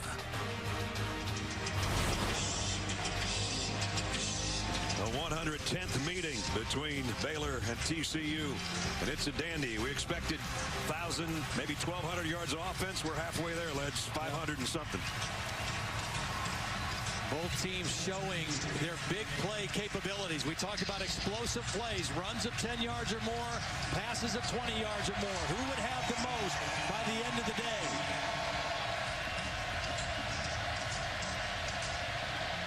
Spencer Evans with a kickoff. Hicks fields it at the 5. And got upended as he got to about the 23-yard line. A little earlier we asked you today's Aflac trivia question. TCU's lost 19 of the last 20 road games against top 5 teams. Who was their only win? Number 5, Boise State, back in 2011. This is the first time these two teams have played each other in all those years, dating back to 1899, where they're both ranked, much less both in the top 10. Only the second top 10 clash ever for Baylor. Last time was 1956 when they were playing Texas A&M. Todd wasn't even around then. Pass complete to Dotson. Picked up about 3. Little subtle change with Phil Bennett's defense. They are starting to give a little bit more cushion to Listenby, and they're putting more press coverage on the other side against Dotson. Dotson more the route runner, Listenby the guy that runs by you. They're changing it up from play to play. Oakman out of the defensive lineup right now. Brian Nance has taken his spot on the defensive front. Boykin quick slant too far behind Deontay Gray.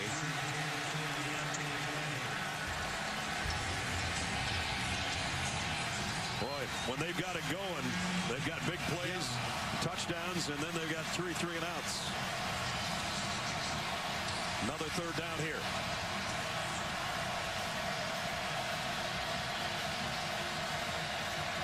If he sees press, he might take a shot at Listenby over the top.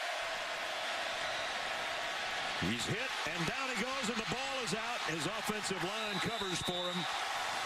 But it's going to be a punting situation and another 3 and out. Bryce Hager made the hit on Boykin. Yeah, nice delayed blitz by Hager. He's going to kind of come slow and then at the last minute loop around to the outside where there's nobody to block him and knocks the ball loose of Boykin. TCU very fortunate to get back on that one. Harry's punt short, bounces and goes backward about 7 yards, and this is going to be great field position right now. Baylor, their defense comes up with a play, and now their offense sets up shop at the 40-yard line. And a perfect spot to go play action deep right away on first down. We'll see if they do it when we come back.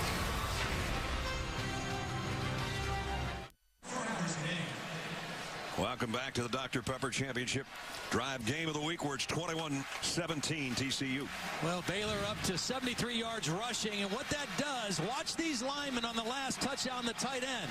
They are going to block run, and that really makes it difficult for a defense to play play-action pass. As long as those linemen don't go beyond 3 yards down the field, they can block a running play, and that makes it very difficult to read whether it's pass or run against this Baylor offense. Remember, after that short punt of 25 yards, Baylor from the 40 might want a shot right here. Down the middle and one-handed. Nope, in and out. Armstead had it, couldn't hold it. That's a hard catch for a 6'6" former offensive tackle running full speed down the middle. You got to throw that one up around the 4 and the 1 for him. Yeah, he's kind of dangling that arm that he tried to haul it in with as he heads to the sideline. Gus Penning will come in and take his spot at tight end on 2nd down and 10. There's Chafin. He kind of bulldogged his way for about 5. Chafin's given him a little spark running it. Linwood had a huge game last week against Texas. 148 yards on 28 carries. We mentioned Johnny Jefferson out of the ball game. They've had Coleman back there. Now Chafin giving him another guy to go to. 3rd down and 5. Petty had a guy right in his grill, and he tried to get the pass out there, and Mallett was the guy applying the pressure. Incomplete's 4th and 5. Yeah, but that's a throw that Bryce Petty's got to make. 2 throws on this drive with great field position, both inaccurate, that could have been big-time plays. That would have been an easy conversion on 3rd down. 2 out of 3 today on 4th down. They go again here. Got to get to the 30-yard line for the 1st down.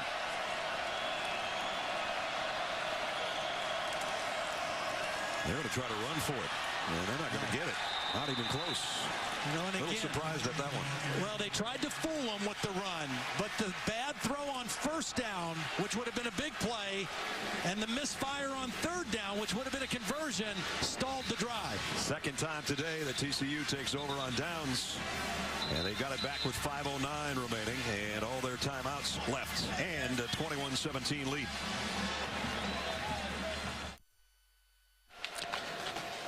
DirecTV Drive to the National Championship mobile bus traveling across the country, following the biggest stories in college football here in Waco a little bit earlier today. Texas 3-step going on. A lot of you watched OU and Texas earlier today. 31-26 the final for the Sooners as they bounce back from their loss last week. Come down 99 miles. We've got Baylor and TCU here, 21-17. 9 o'clock at ESPN tonight, Ole Miss and Texas A&M. That'll be another dandy. And everybody, of course, wants to get the national championship trophy presented by Dr. Pepper. It's here with us today. In fact, it's already been to the Texas OU game. It's here in the corner of the end zone, and then it's going to A&M a little bit later on. Javon Boykin needs to be very careful with the football right now. This is a critical time for TCU's offense. He's going to run this one all the way. And got a nice block out in front, and he's going to get a 1st down before Hager can knock him out of bounds. Great call and a great decision, because the thing that's hurt TCU in this first half, even though they have the lead, is they've been held without a 1st down on 4 of their 7 possessions because they haven't been able to run the football. Only 46 yards rushing. 1st down play in that drive, a designed quarterback run. Good time for that call. He picked up 12 out to the 45. Again, both teams have all their timeouts. Catalan, nice tackle. Boy, that guy's a football player. He is. Looked like he was going to get by Hager, and Hager said, And a little late, something happened at the end of the play also. At the end of the play, Deontay Gray was without his helmet. Let's see if it was a personal foul one way or the other. A dead ball play at the end of the play. Personal foul. Face mask, number 13. Number 20 does not have to leave the ball game because of the foul. 1st and 10. Terrell Burt. And Gray is blocking on him, and I don't know. Loses his lid, but he doesn't have to come out of the game because it was forced off his head. Yeah, he kind of pushed it off of his head. Burt's the guy that had the game-sealing interception in the end zone that ended last year's game. And here it's a first down at the 37 now for Boykin and company. Still plenty of time to work with here late in the second quarter. That was a tough one. He got pressure and he kind of threw that off his back foot, never really got into the throw. I think that was Billings creating the pressure, coming right over the front. Billings is a powerful, powerful man in there. 6'2", 300-pounder from here in Waco. Set the Texas State prep record over 2,000 pounds lifting weights. Broke the record of Mark Henry, who was at one time the world's strongest man in the Olympics. And Boykin, another strong run. Well, this is smart. This is smart by Doug Meacham. Sonny Cumbie, we're having trouble running the football. We've hit some explosive plays running it. Let's go to some design quarterback runs to see if we can open some things up. And 2 runs by Boykin on this drive have gained big yardage. TCU is going to take. I think Baylor had a player. Yeah, Baylor had a player down on the sideline. Might have been Billings. It was. Chasing that play. A little slow getting up. He's a Waco native too. Waco High School. 805-pound squat, a 500-pound bench press, and a 705-pound deadlift when he was a senior in high school. You kidding me? That's just ridiculous. That's just insane. Mentioned Mark Henry was an Olympian. He's now a WWE wrestler. Still one of the strongest guys in the world. 4-minute mark. First down at the 23.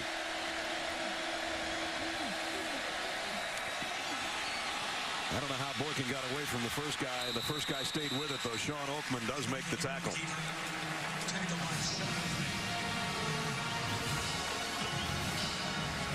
Well, Oakman's got to be a frightening sight when you're a quarterback. He's huge. And he's fast. Great wingspan.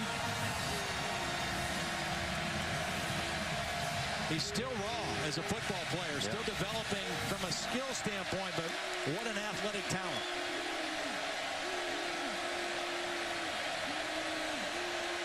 Second down at 10 on the option. Boykin slips and goes down. Might have gotten a yard out of it. Taylor Young there to make sure he didn't go any further.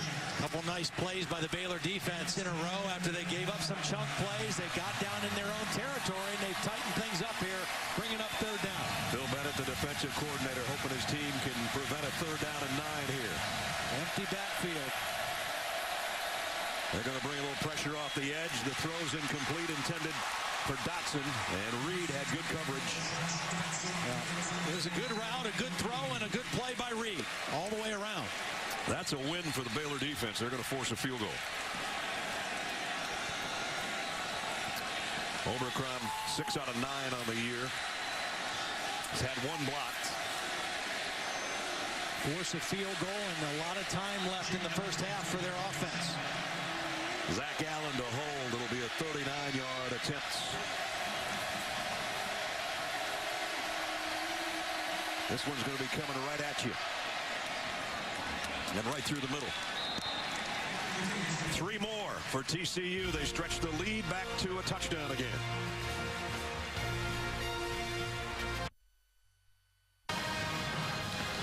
Now the chase for the NASCAR Sprint Cup heads to the second race of the contender round now. It's win and move on. 12 nations battle. 8 will advance. Bank of America 500 Charlotte. Coming up tonight, 7 Eastern, 4 Pacific on ABC. We got a NASCAR race going on here in the football game. 24-17. TCU under Gary Patterson, when they lead at the half, they almost never lose. I don't know if they'll have the lead or not because there's still plenty of time left for Baylor's offense to work, and they still have all their timeouts remaining. I think in a perfect world it would be 24-24 at halftime. You and I can go have a hot dog. We'll come back and do this again. That's what TCU and Oklahoma were at halftime last week, 24-24.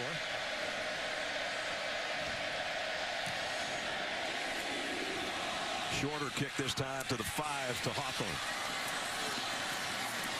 Only got to about the 22, though. That's where Baylor will start with 2:39 remaining in the second quarter. Now, we talked about explosive plays in this game. Which team would have the most? Runs of 10 or more, passes of 20 or more. TCU, 3 runs, 3 passes. Baylor, 3 runs, 4 passes. And we also talked about turnovers. Baylor has the 1 turnover. TCU to this point 0. So that's why we have such a close ball game. Last year, Bryce Petty completed 62% of his passes for 4,200 yards and 32 touchdowns with just 3 interceptions. Today, not quite as sharp, but he does have 2 touchdown passes in the first 2 quarters so far. You just have to take advantage of opportunities. Here comes a shot downfield. Overshot his intended receiver, Katie Cannon. See, a defense like TCU, they're going to contest everything. They're going to contest every run. They're going to contest every pass. And it's hard to have like a 25 for 30 type night thrown against them. You're going to have 50% type completion rates, but you're going to have opportunities to make some big plays down the field, because of the way they play and how aggressive they are. Bryce is 11 of 25. He's 12 of 26. And complete to Cannon this time, short of the first down by about a yard. So 3rd down and 1, and this is one they could really use right here. Corey Coleman in the backfield again. The quick throw is a first down toss, and just barely. Forward progress is going to give it to him by about a yard. Levi Norwood made the catch. The defense was right there, but he had about a foot across, 2 feet across the first down marker before he was knocked backward. So they move the sticks to the 33. This is the 50th play in the first half for Baylor. And it's a deep ball by Petty. Got a man and got him on the run. Katie Cannon, touchdown.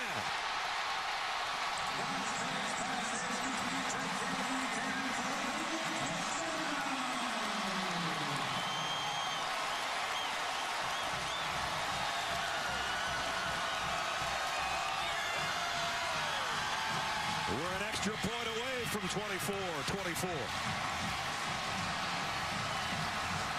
That was a beauty. Yep. Now, I think Kevin White expected some help from the inside from a safety. He had outside leverage on that route, and there was not help coming in time. And a beautiful throw by Bryce Petty. Again, you have to take advantage of those opportunities. We said maybe to be 24 at halftime. We still got a minute 49 to go, though, and we got a flag down on the extra point. Here's the touchdown again. Now watch the outside position by the corner. He thinks the safety's going to help. The safety's late getting there, and Bryce Petty reads that and lays it out for Katie Cannon. A little mix-up with the TCU secondary. You're not going to have great numbers, but you will have opportunities to make big throws down the field. And Bryce Petty, patient and takes advantage of it.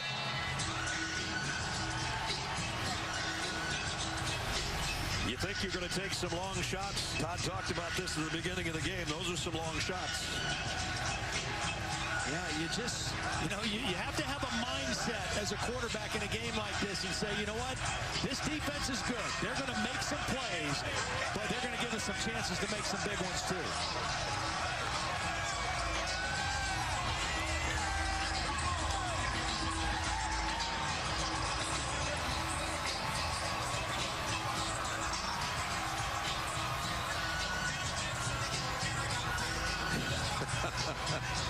Only 5,140 in here. They haven't led, but now they're tied. And we're jumping around just like Madison, Wisconsin here in Waco, Texas. What a great place. It is.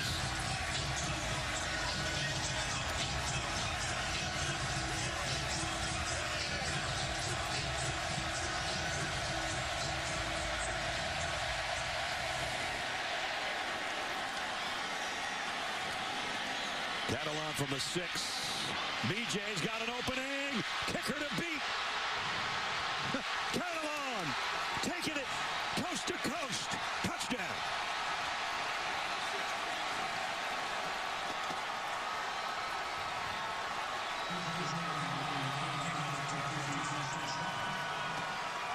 Now the Horned Frog fans can jump around. They're back in front. 94 yards for the touchdown.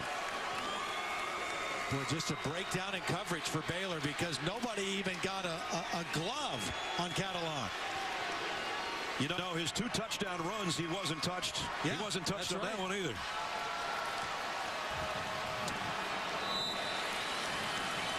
Well, you said it. There's still a minute and 40 whatever left. Maybe we're not done.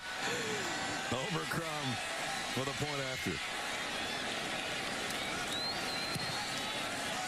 31-24 TCU. You got the crowd energized. You're right back in the game. You're thinking it's tied, but you don't cover the kick with discipline, and nobody even gets a hand on B.J. Catalan. Some good blocks, but that was easy, just like his 2 touchdown runs were. Again, the only guy that even got a glove on him was the kicker, and that was all she wrote. 94 yards later, touchdown. Trevon Boykins going, go BJ, go BJ, go BJ. So if you're Art Briles, the bad news is you just gave up a kick return. The good news is your offense still has a minute 38 left here in the first half. So who knows? We may not be done yet. BJ's dad passed away in the last year.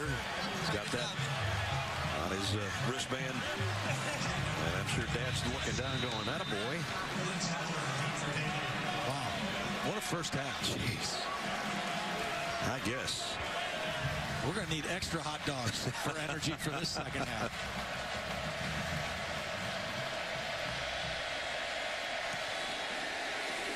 Overcome. This one's deep. And they'll bring it out to the 25. And we've got a chance to check in with Robert Flores. Robert. All right, Brad, North Carolina inching closer to undefeated Notre Dame in South Bend. Marquise Williams to Quinshad Davis. Brings the Heels within 2 at the half. Meantime, over on ESPN News, LeBron James and the Cavaliers facing the Miami Heat in Rio de Janeiro. LeBron James inside to Anderson Varejao. It's very early in the first quarter. 18-14 Cavs on ESPN News. Sure, LeBron and Chris Bosh aren't having any kind words to each other after the past week. They former teammates not talking now, I guess. Here we go, minute 38. Don't go away. Baylor with all its timeouts. Petty. Gonna go down. Sacked by Paul Dawson. It was a delay rush by Paul Dawson. He didn't come right away, but when he saw the backs block, he came late on the pass rush and was able to get to Petty. Petty wanted to throw that ball early, and it was not open. So a loss of 5 on the sack, 2nd and 15. 3-man rush, Petty the quick slant, and that one, again, a beautiful open field tackle, and that's Marcus Mallett, the middle linebacker. Boy, Paul Dawson and Marcus Mallett, the 2 inside linebackers for this defense, have played outstanding, not just today, all season so far. They've really given outstanding leadership. Dawson was a wide receiver in high school and now is an inside linebacker for this TCU defense. Baylor's got all his timeouts remaining, and I don't think they're going to use one unless they get a first down. And they didn't get it there. Is that Goodley running? Yeah, Goodley is the tailback that time. Timeout. TCU. That's their first. It's 30 seconds in Lincoln. So timeout taken by TCU. Paul Dawson. 6'2", just talking about him. 230-pounder out of Dallas. High school wide receiver. Went to junior college. Converted to a linebacker. Very active guy playing at a very high level this year. He's one of our impact players. He's making an impact. Last week he did too. He had 11 tackles and a 41-yard interception return for a touchdown. That made him the Big 12 defensive player of the week coming into this game. And he looked like a wide receiver on that interception. That was a beautiful play that he made last week. Timed his jump, caught it right at the line of scrimmage, didn't bobble it at all, and ran it into the end zone from 41 yards out. So Baylor forced to punt. Eccles-Looper waiting on the kick from Spencer Roth.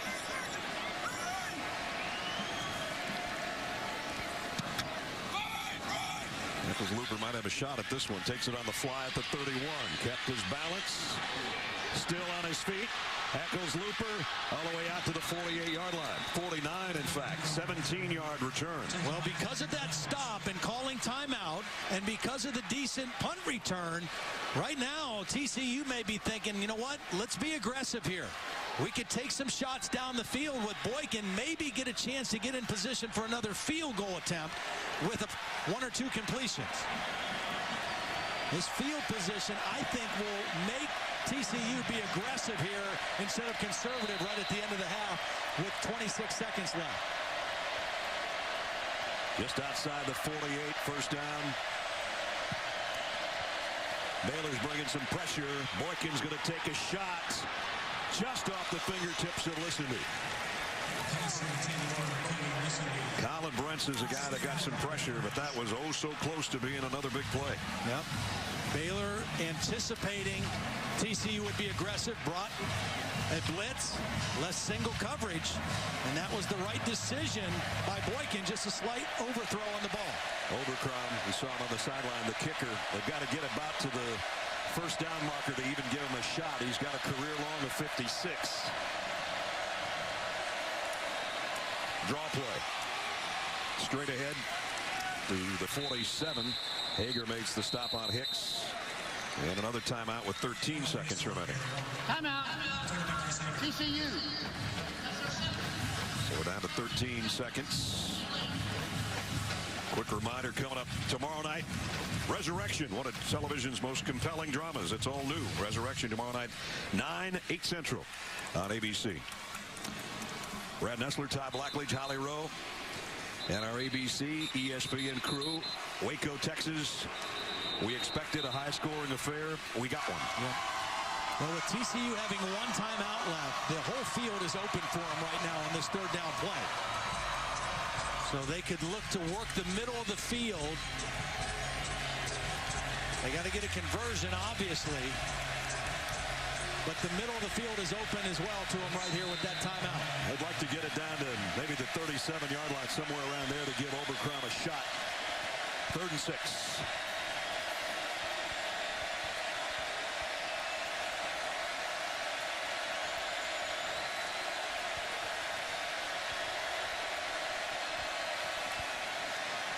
Boykin deep drop, deep middle, off the fingertips of Slanina. Incomplete. Pass intended for Tommy Slanina. Well, now you do one of two things on 4th down with 8 seconds left. You either punt it or you just throw one to the end zone. And it looks like they're going to punt the football away. Yep.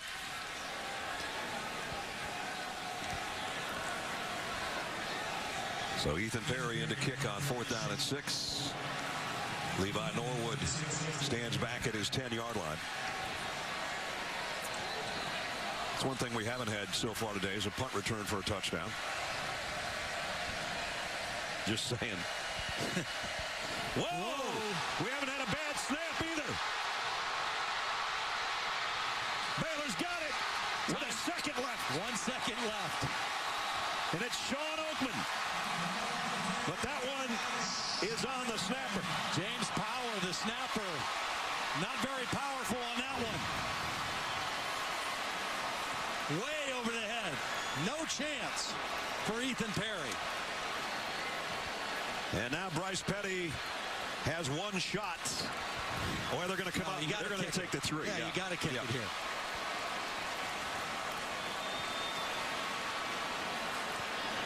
Although Callahan hasn't been Mr. Dependable from field goal territory this year so far.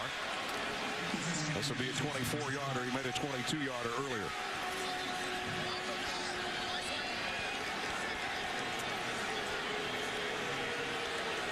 Gary Patterson having a talk with Randy Crystal. I think Gary Patterson is wondering how there's still 1 second left. He's thinking that clock should have run out as Oakman was trying to corral the football.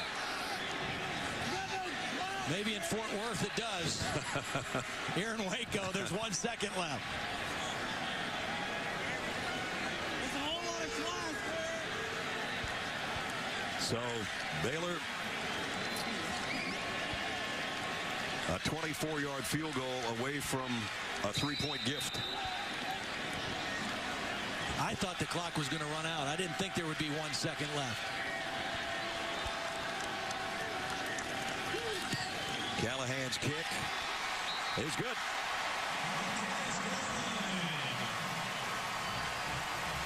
They do get the three-point gift as the half comes to a close.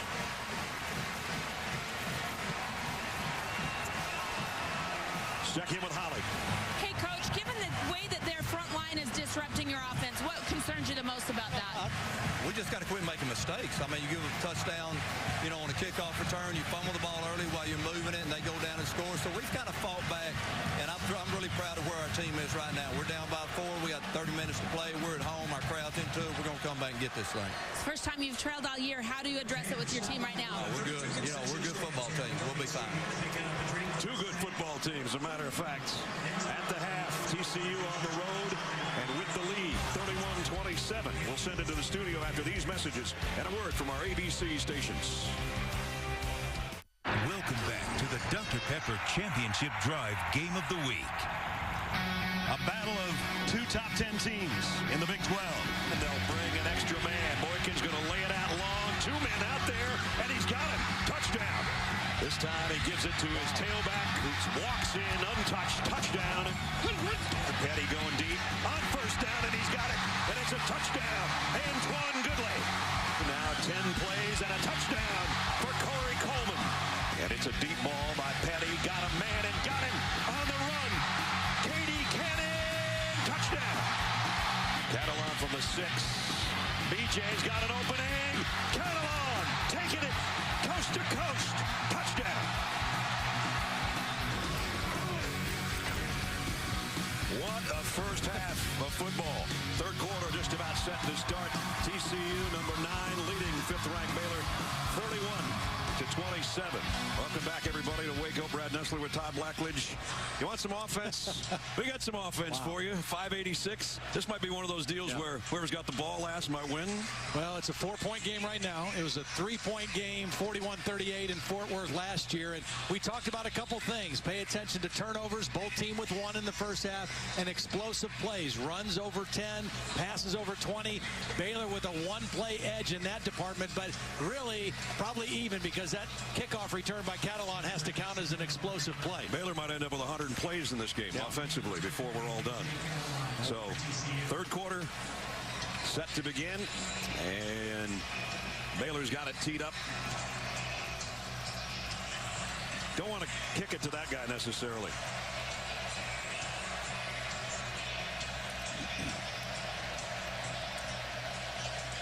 Deontay Gray along with Catalan back at the goal line. They're going to pooch kick, and fair catch taken at the 33-yard line. They didn't want to get it in the hands of Catalan again as we check in with Holly. Gary Patterson of TCU was having a heated conversation with the officials just before the half.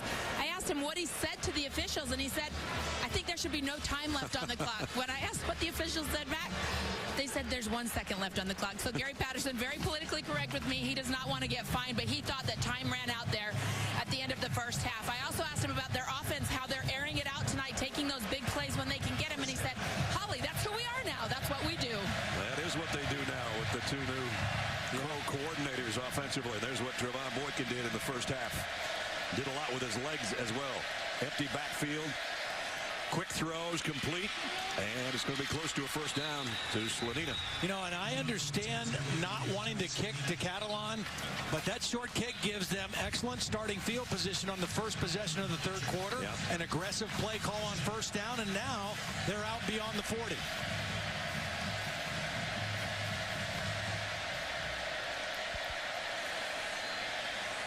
Keeper by Boykin. Ooh, did he get drilled, and guess who?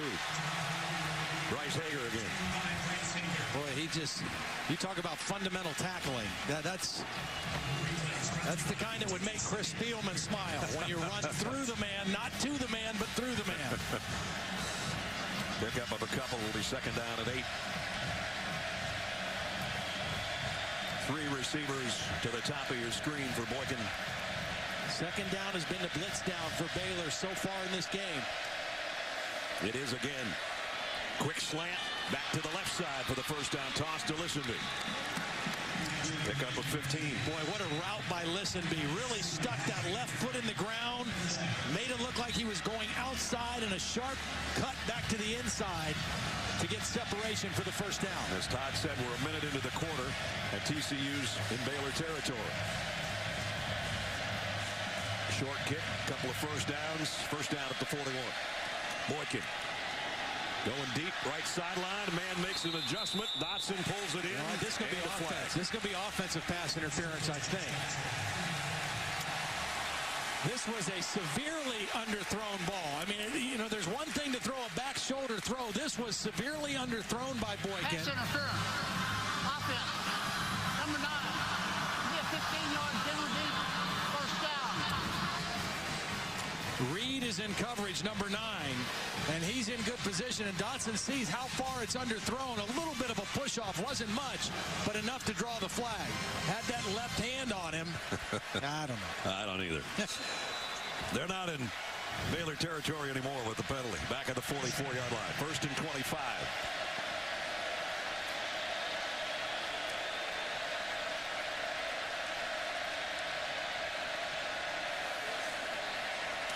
Right through a blitz. The throw's complete out to the 49. Pick up a 5. Right in the face of Colin Brents, who was coming off that corner, and Boykin threw it right past his ear. Last second down play, they went slant to Listenby. He's down at the bottom of the screen now, number 7. Again, the safety's way up for Baylor. Again, the extra pressure. The slant goes the other way to Catalan. And he's to the 39-yard line. Pick up at 12 more. And they're kind of chipping away at that long yardage. First and 25. Yeah, smart. Don't try to get it all back in one play. Take 2 plays to get yourself into a makeable third down at third down and 8. They've had a bunch of 3rd and 8s and 10s today. They've got another one here. Empty backfield. They might take a shot at Listenby here. Again, looks like single coverage at the bottom of the screen to his go-to receiver. Boykin's 4 for 4 so far on this drive. And that one's broken up. Tried to get it to Dotson. Ryan Reed right there with him. Ryan Reed played a beautiful ball game last week against Texas and has been pretty solid again tonight, working against a bigger receiver. Reed is 5'11", 190. Dotson 6'4", 190. Did a nice job of getting around that big body. Hasn't been many situations for the punters today to try to drop one down inside the 10 or out of bounds. That's what Ethan Perry would like to do here.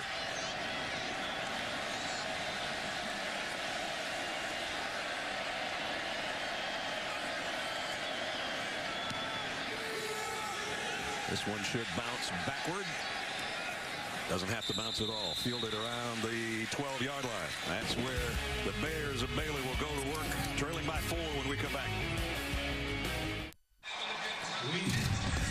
3 years ago, Baylor and TCU kicked off the season at Waco. Robert Griffin III's final year.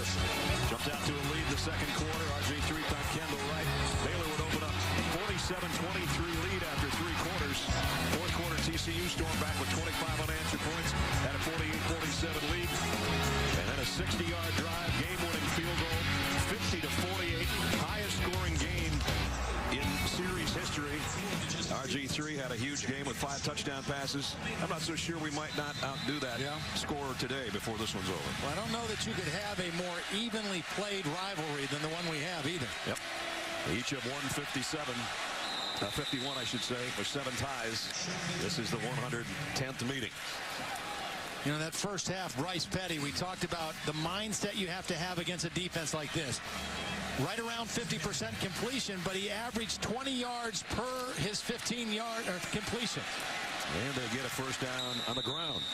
See, now they've run 2 plays. That sets up a play action and a chance to throw the ball down the field. And again, what makes this Baylor offense difficult to read is a lot of their play action passes. The linemen and the backs and the tight ends are all blocking run, and the quarterback and wide receiver are throwing play action pass. And now they've got Goodley, a wide receiver, in the backfield with Petty.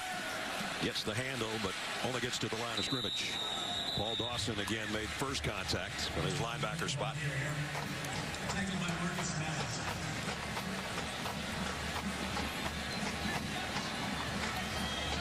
Brings up second down and 10.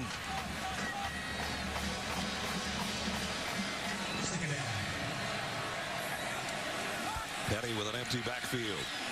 Running out of time. On the move and on the run. Throws an interception to Kevin White. First mistake of the day for Petty. Well, you know what I think happened? I think he got caught in between. Do I throw this away or do I try to get some yardage? And the problem was he threw it to the inside of his receiver instead of the outside. He's got to throw that between the receiver and the sideline, and Kevin White was there for the timely interception. You know, that's one of those times as a quarterback, the defense wins. You either run it for a couple yards, you throw it away and play the next down. I think he got caught hesitating in between and made a costly mistake. You saw TCU's defense. They live off turnovers. Every game they seem to get at least one. That's White's first interception of the year. They fake the pitch. Boykin going to the end zone. And penalty markers, and also caught for the touchdown.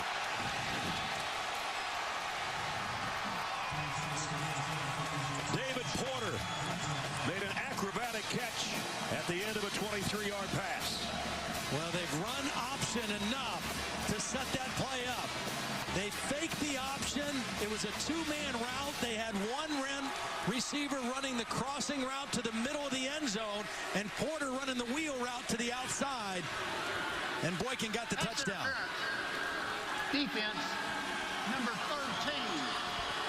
The ruling on the field is a touchdown.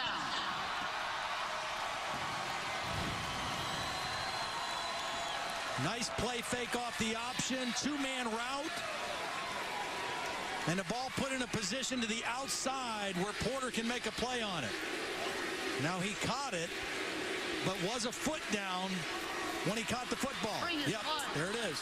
It's under review. He got that left foot down. No bobble of the football. A nice throw to the outside away from the defender. Bill, what do you think about that call? You think he was bobbling it, or do you have control? That view we saw looked like we had a potential bobble as he was going to the ground. He landed out of bounds then. So if that's determined, he didn't have control, finished the process of the catch. Right in there, but it looks, from that angle, it looks like he secured the ball. Well, I don't know if it's enough to change it. The left foot landed, but he was still trying to capture it at that point. You see the side judge right there with the flag on the pass interference. So it's either going to be a touchdown or a first down, either way.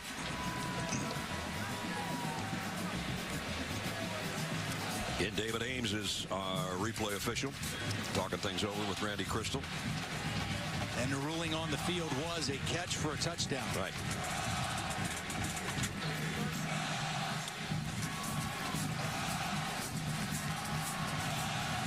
Again, if it's a touchdown, it'll be Boykin's second of the day. Love the play call. Off of the turnover. An aggressive play that they had not shown. They showed enough option in the first half to set that play up. And they got what they wanted on the play action pass. Talk about quick points off turnovers. That would be an 8-second touchdown difference after the pick by White.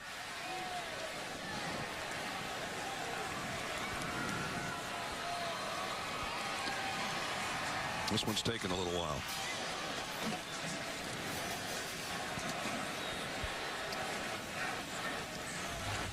Both sidelines anxiously awaiting the outcome of the replay review.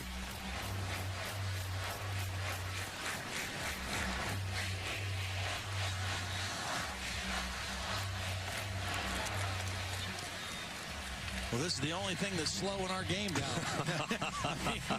Because these two teams aren't playing slow, that's for sure. Should we do a whole bunch of replays right here just to fit them all in for you? Do some telestrating, Todd, while you got a chance. Or we can get all our promos out of the way right now, too.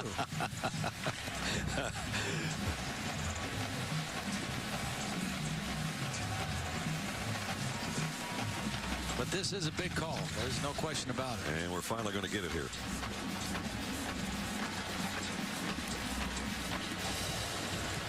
After review, the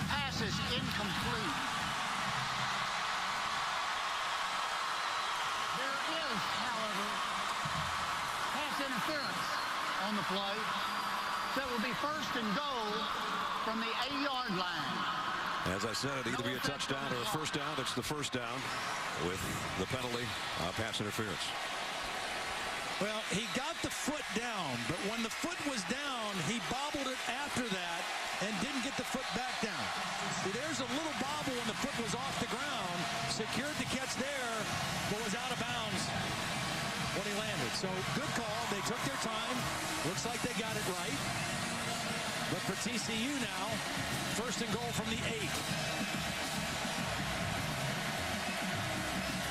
Two tight ends set here. Boykin has run out of this formation earlier in the game. He's going to give this one off to Catalan. This time, nowhere to hide. Blackshear to play. Can't make that decision if you're Catalan.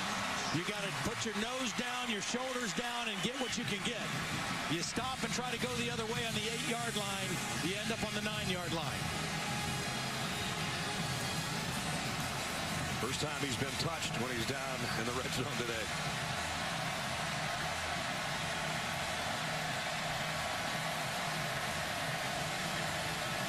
Second down and goal.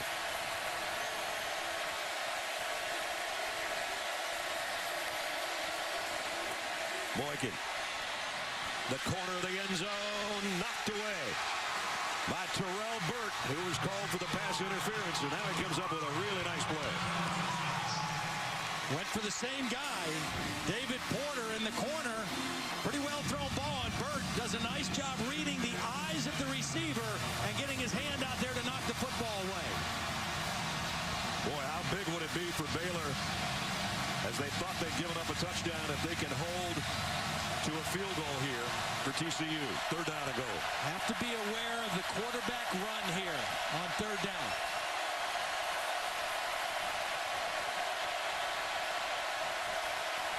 Boykin, the fade to the corner again. And this one, another flag flies in. We'll have another pass interference. This one on Ryan Reed. I don't think he knows it yet. Now he does. Well, they just keep testing you. You know, that's the thing with both of these offenses. When you get up and play tight coverage, they are going to continue to test you with throws down the field. Pass interference, defense number 9. The foul occurred in the end zone. The ball will be placed on the 2-yard line. First and goal.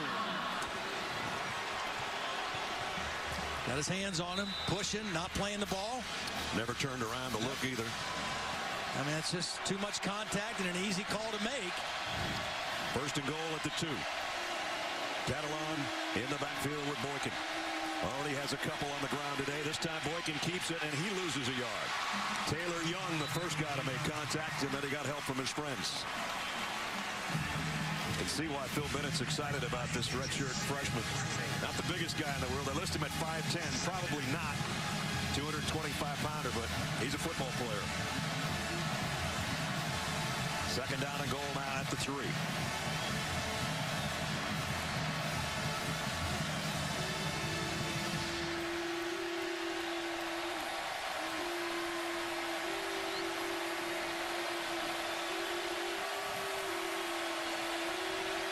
Two tight ends, both receivers to Boykin's right.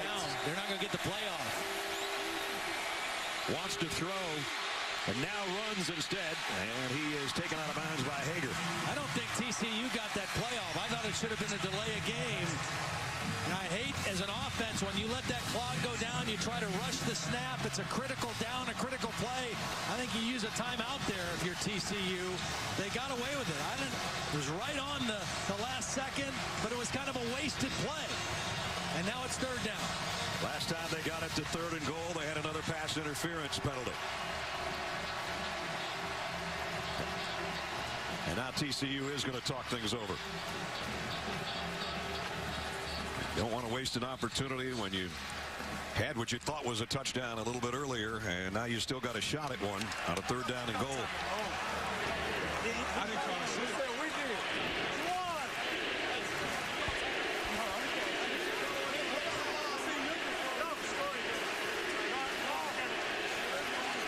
So one more stop by Phil Bennett would force a field goal, we think. Not that we are going to say that's the way Gary Patterson is thinking right now.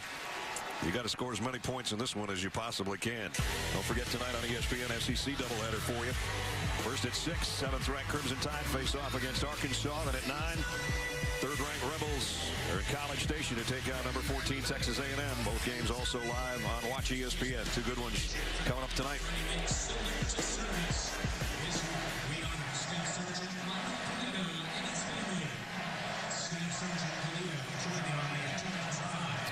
TCU by 4 here in the 3rd quarter, and a 3rd down and goal at the 3-yard line upcoming. See what Doug Meacham and Sonny Cumbie have come up with, the 2 coordinators for TCU. Doug Meacham was the offensive coordinator at Houston last year. Was at Oklahoma State for several years before that. Former offensive lineman at Oklahoma State. Sonny Cumbie came from Texas Tech, a former quarterback there who was actually recruited to Texas Tech by Art Briles. Yeah. So, you know, in this conference, everybody is kind of doing the same kind of thing offensively. They all are playing this spread-type offense, no huddle, up-tempo. And I don't think there's a whole lot of secrets left anymore in the Big 12.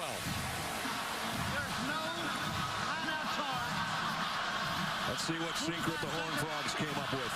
3rd down and goal. Did they just say there was no timeout charged to TCU? Little play clock issue, possibly.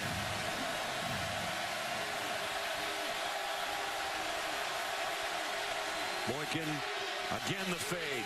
This one he overshot everybody and there are no flags. Yeah. You know, when you throw that fade to the short side of the field, it's just not very much room. And that time, Boykin just too much strength on the throw, and it wasn't even catchable. Wasn't even a position for Dotson to make a play on the ball. So a great stop for the Baylor defense. I said earlier, after that replay, they take away a touchdown. They had 1st and goal twice, and now they're going to have to settle for a field goal. Not what they were looking for. And again, the difference in this Baylor team the last year and a half is the way their defense has come alive. Overcrown, kind of a wicked angle, but the kick is up from 20 yards and good. Kick is good. So again, it's back to a touchdown lead. TCU 34-27. ESPN College Football on ABC. Brought to you by Goodyear. Tires chosen by experts for superior performance. Goodyear, more driven. And Dr. Pepper, always one of a kind. Some Dr. Pepper floats. Looks good. Yeah. So a 20-yard field goal has stretched the lead back to 34-27 TCU.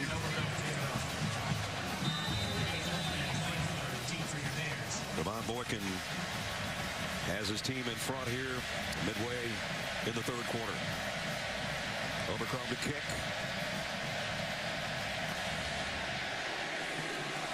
Corey Coleman will field this one about a yard deep. And he's coming at you. Cut down as he got out around the 30-yard line. Well, you got to really credit Phil Bennett's defense on that last possession. After the turnover, the interception, the apparent touchdown, they serve, really, even though they give up the field goal, to keep this as a 1-score game, a touchdown difference. That was a huge defensive possession for Baylor. First down at the 31 for the Bears. About a 2-yard, 3-yard pickup for Shock Linwood. James McFarland in on the stop. Not a lot of big gains on the ground by either team. No, both defenses really contesting the running game. Petty, play action, plenty of time. Completes it out to the 45 and across midfield goes Goodley. Pickup of 18. You know, again, you see the strength of Goodley, 220 pounds.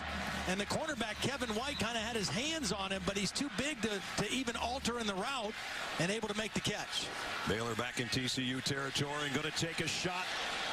Incomplete. Double coverage back there on Goodley. Kevin White was the closest man to the football. There you see the size of Goodley that Todd's talking about. Built more like a running back than a wide receiver. which makes him hard to cover, and it also makes him difficult to tackle after the catch. 50% performance with 3 touchdowns by Petty.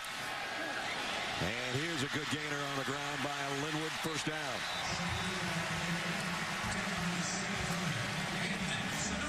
About the best run that Linwood's had today.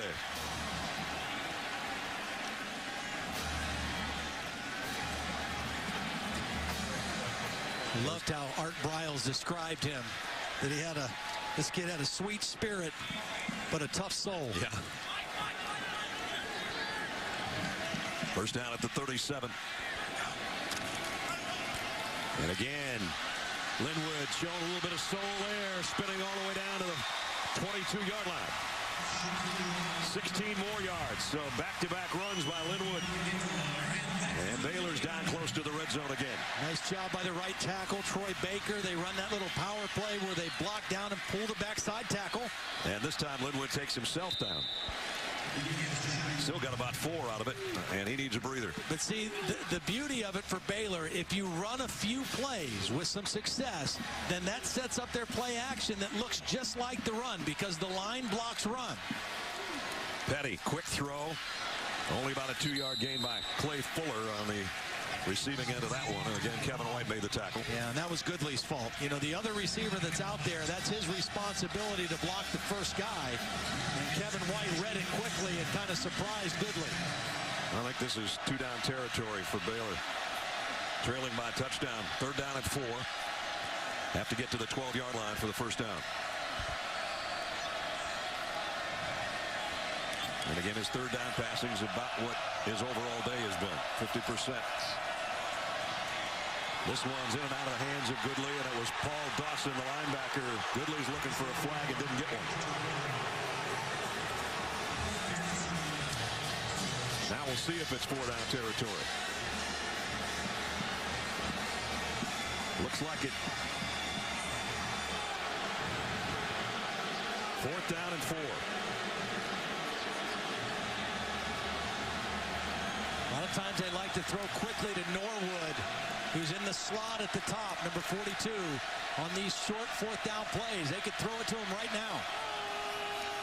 They're going to keep it on the ground, and they got it. Needed 4, they got almost 6. Chafin with a first down run. Boy, nice job blocking by the left tackle. Their main guy, Spencer Durango, pulled around, got the key block to secure that first down. They can get a first down inside the 1. Chafin again, and he's dragging guys down to the 6, close to the 5, in fact. Art Briles leaning on that big offensive line on this drive right now.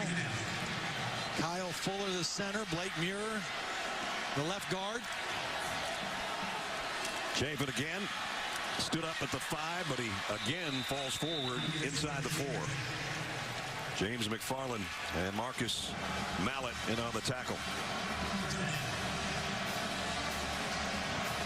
Big 3rd down, biggest of the day for Baylor and for the TCU defense as well. You can see the yellow line, that's the first down marker, so they can get a first down at about the 2-foot line. 12th play of the drive. And this time Petty keeps it and then lobs it to nobody. Yep, he had it. He just wasn't able to make an accurate throw. That's one of those deals where it's a zone read, but instead of it being a quarterback keep, it's a quarterback pass if that cornerback comes up. And Bryce Petty knows he let one get away there because the corner came up to stop the quarterback run. He had Goodley standing by himself in the end zone, but he just threw it over his head. And they want the sure 3 here. Not going to go on another 4th down. They'll bring out Chris Callahan. 2 for 2 today. 22 and 29. This will be a 20-yard attempt.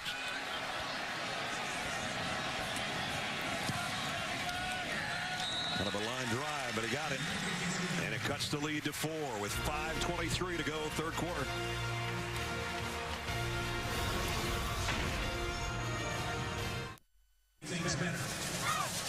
Welcome Welcome back to the Dr. Pepper Championship Drive game of the week. A good one, 34-30 TCU. Oh, look at that last stop. And this is kind of a triple option for Baylor. Here's the first read. To either give it to the back. The second read is the quarterback run. The third read is if the corner comes off the receiver, Bryce Petty can throw it. They took the first two away. They gave him the third, but Bryce Petty just not able to make that completion, or it would have been a touchdown. Let's check in with Holly. As soon as the ball sailed out of bounds, you could see Bryce Petty just hang his head. He kind of moved his wrist around like, oh, I overthrew it, I overthrew it. He came to the sideline, he's sick. But Art Briles, who's not a man of many words, came over, patted his quarterback on the head, hugged him a little bit, said, don't worry about it, move on. Bryce Petty's got to move on and forget that last play. Kickoff short to the 14. Deontay Gray, and he's not going to make it to the 30 as we check in with Robert Flores. All right, Brad. Taco Bell studio update. Notre Dame has Florida State next week, but they're getting all they can handle from North Carolina. Deshaun Davis to Marquise Williams. Trickeration works in South Bend, and the Heels have a 1-point lead against Notre Dame. Coming up tonight on ABC, Dale Earnhardt Jr., who celebrated his 40th birthday yesterday, racing in Charlotte, Bank of America 500. All right, Robert, thanks. Now, I think if you're TCU, you got to find a way to get Listenby back involved in your offense. He's been your big play guy. He's been a little quiet here of late. Backfield is empty. The throw is quick, and it's to Slanina, and he finally gets wrestled down at around the 37-yard line. Second down. 5 minutes remaining in the third quarter. Very big offensive line for TCU. Doing a nice job of protecting Boykin in the passing game today. Set to pass again. Now he'll run. Didn't get the first down. Got close. About a yard shy. Yep, brings up a third and very short.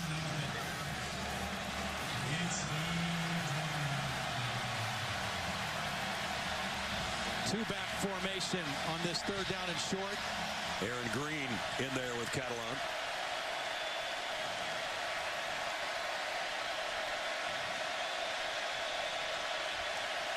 Run blitz. It's Green in the open field and maybe gone. Aaron Green. And the ball comes out at the 10.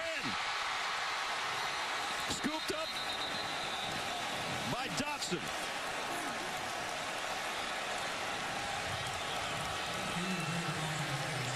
Well, you called it. The run blitz took away the second level of defense.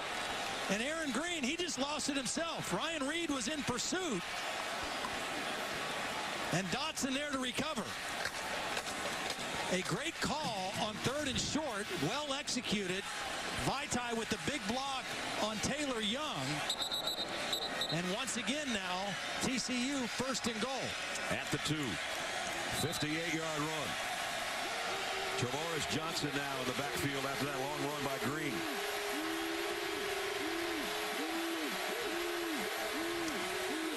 Gets the handle and gets the touchdown.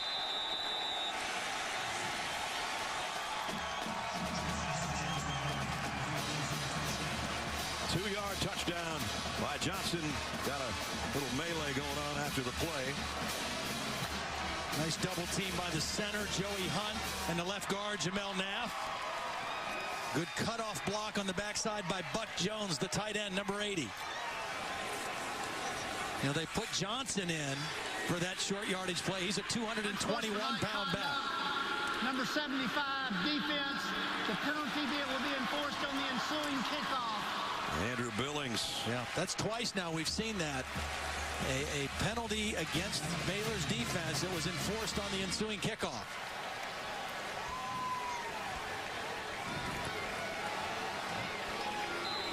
So the penalty will come on the kickoff. Overchrome in for the point after.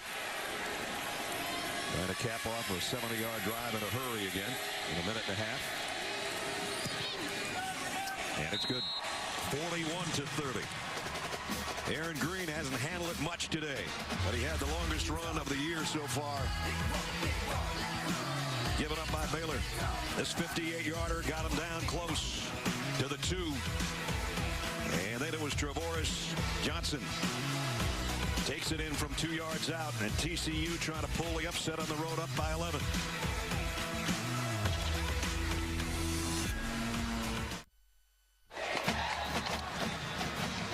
(41-30) TCU. And now Baylor's going to have to answer on this drive, down 2 scores here. And again, the kickoff's going to come from midfield. Billings with that unsportsmanlike, he can't afford to get another one or he will be sitting out the rest of the game.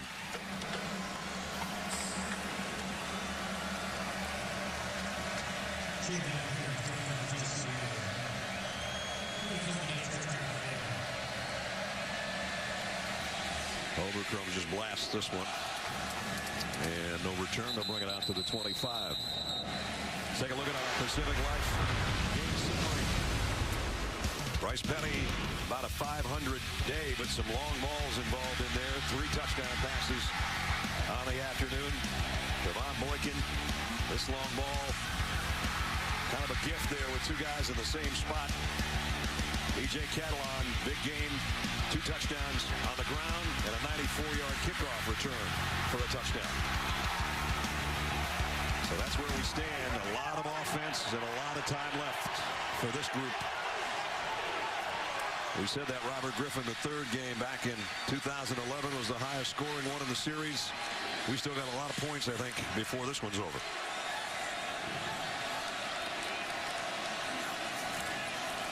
Petty, the quick throw, that one's batted down. Tuaua has had a good game today, had a sack earlier.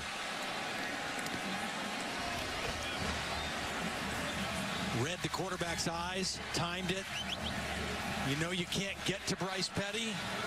Just read his eyes, read the throwing motion, and time your jump. Bryce has had kind of a tough 3rd quarter. He's 2 out of 7 this half so far. That can all change with a couple big plays, though. Yep. That time he got the pass complete to Cannon, who's run out of bounds, but only about a 3-yard gain, and it'll bring up 3rd down. I think they need to try to go to some kind of a double move. Maybe not on this 3rd down play, but if they convert here, TCU very aggressive on defense. They jump on those first moves. They might spring a big one off a double move if they go to it. 770 yards now. There's the long ball, and through the hands of Coleman. Maybe getting a hand on it was O'Mealy. Yeah, really nice play by O'Mealy. He's underneath coverage. Watch him get in the hip pocket, read the ball, and get that hand in there in front of the reception. Really well played. So that one could have been a big hitter, but nice play defensively will force a punt. 5th 3 and out by Baylor today. They don't have a lot of those. Usually. Credit TCU's defense.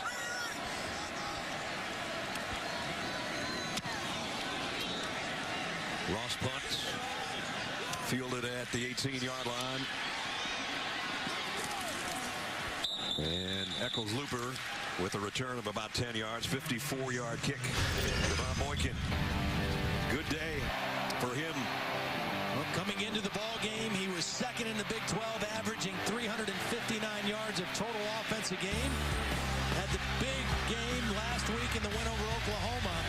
Maybe not the same kind of numbers today, but he has taken advantage of some opportunities, and on the road has played a very strong ball game, and he's taking care of the football, which is critical to win on the road in conference. Baylor's defense got to get a stop here because TCU gets any more kind of points, and it's going to be hard to catch up even if you're Baylor. Boykin going to heave it long. Double coverage, caught anyway by Listenby. Todd said they had to get him involved. I don't know if throwing into double coverage is what they had planned, but it's 45 yards. You give the guy a chance. Even though it's great coverage, it's one of those no, no, no. Oh, my guy made a great play. Okay. Boykin on 1st down once more. Goes outside, complete near the 20. To Dotson again. And those 2 plays show you what this pass game is made of. It's Listenby on the big throws down the field. It's Dotson on the route running, the possession type throws. And then the speed guy on the inside is Gray, number 20. Comes a blitz. Boykin gets rid of it in a hurry and incomplete. Deontay Gray was the intended receiver. Yeah, and I don't know whose mistake this was, but they had single coverage with Gray with no safety help. And they could have had a big one there. Third down and 3. Empty backfield for Boykin. Gonna throw that same fade to the corner and incomplete. Played pretty well by Ryan Reed. And it's 4th down. Well, again, Baylor's defense comes up with a big stop. A little bit underthrown on that ball. Ryan Reed in great position. Baylor's defense has given up 41 today, and you can see that hasn't happened this year. The Phil Bennett's defense. Well, and they knew that they had not played an offense anywhere near as good as TCU to this point in the season. Overcrow will try a 37-yard field goal to make it a 2-touchdown game. And he's got it, but not by much. 44-30 now.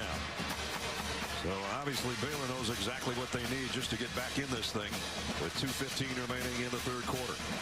Reminder for you, chase for the NASCAR Sprint Cup heads to the second race of the contender round. It's win and move on. Bank of America 500 at Charlotte. Coming up tonight. Immediately after our game, as a matter of fact. So a 52-yard drive in just 4 plays, and again, just 49 seconds is all it took. The one big pass play was Boykin to Lissaby for 45-yarder, and then they cap it off with a field goal.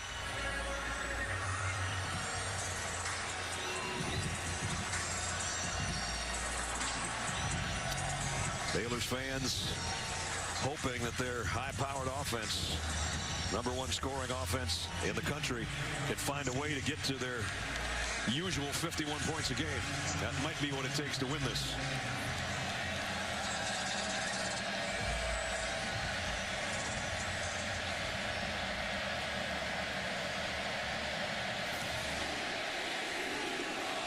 Kick will go to Coleman about a yard deep.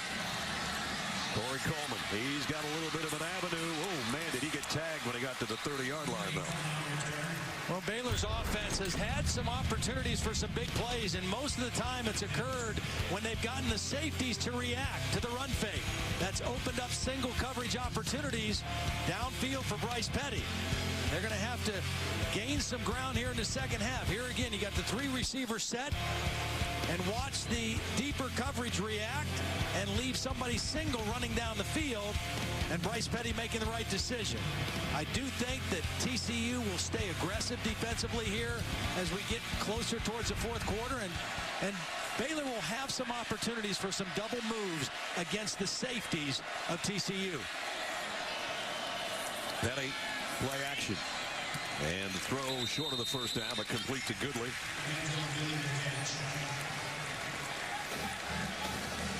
And again, they'll line up in a hurry on 2nd down and short.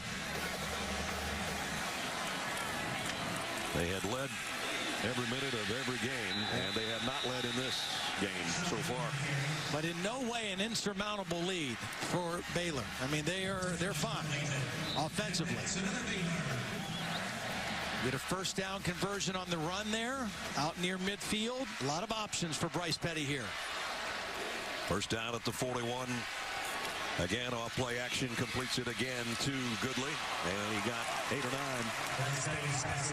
See, now Baylor tried to run a double move that time with KD Cannon, but Bryce Petty made the right decision because they covered Cannon, but they left Goodley open.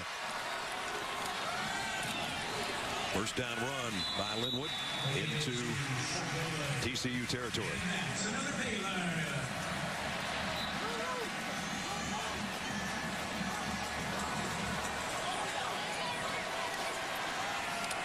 Bryce Petty going deep. Man's there. Through his hands. Should have probably had it. Cannon went right through his hands, and it would have been a touchdown. Well, it's the double move. He shows post, and then he breaks it out straight. And it was a good throw by Petty. Away from the defender. Cannon just not able to bring it in. Tough catch it would have been after you see it the second time, but still catchable. Second down at 10 at the 48. Coleman trying to stiff on the defender, and he gets upended at the line of scrimmage. Yeah, great defense that time. First it was Sam Carter, maintained leverage, forced him outside, and they made Coleman run all the way to the sideline to gain 1 yard. That's where Kevin White dropped him. Third down and 9. 3 out of 14 on third down conversions today is all for the Bears.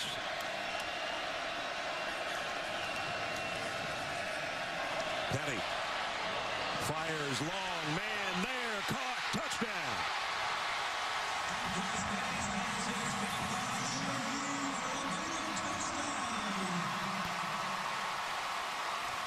Fourth touchdown pass of the day for Petty. A beautiful strike to Jay Lee. Well, credit the protection, too. Outstanding time for Bryce Petty to read that and let that play develop.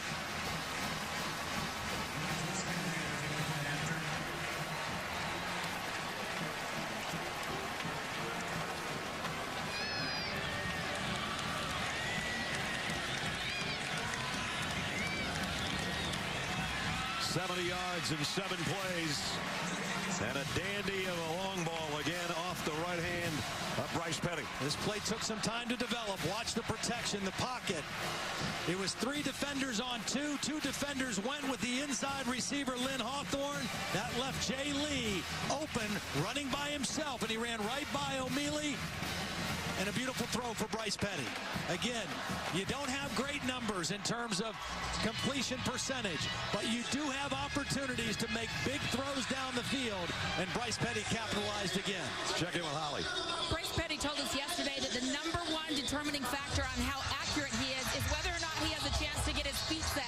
He has been under duress so much today with this defense in front of TCU disrupting him and his footwork trying to make throws, but that time, guys, he had time to get his feet set and delivered a beautiful ball. Time is all he needs if he can just get a little bit. 50% day, but a 4 touchdown outing. And now it's down to a touchdown. 4 touchdowns and the average yards per completion well over 20 yards. So, I mean, it's feast or famine when you play a defense like this. Let's see how they handle the kickoff this time. They had a pooch kick earlier to try to keep it out of Catalan's hands, and they ended up with excellent field position, TCU, I mean, by calling a fair catch. Same thing, but that's Neverland there. It's fielded at the 20. Yeah, I don't like shortening the field this way for TCU.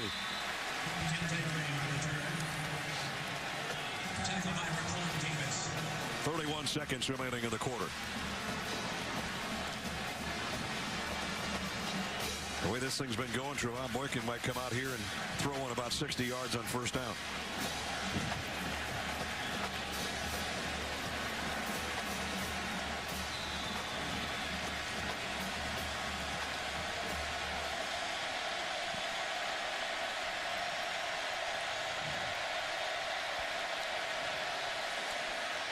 Fly sweep, end around. It's going to be a pass if he can get it away. Echoes Looper going deep and caught inside the 15 by Catalan. Well, this was a great throw, but the play was made by the quarterback, Trevon Boykin, getting a block on Sean Oakman. Watch the quarterback get a key block to enable the throw to even be made. He blocks Oakman just enough out of the way to allow the throw to be made. And what a beautiful throw it was. And a gorgeous catch as well at the 9-yard line.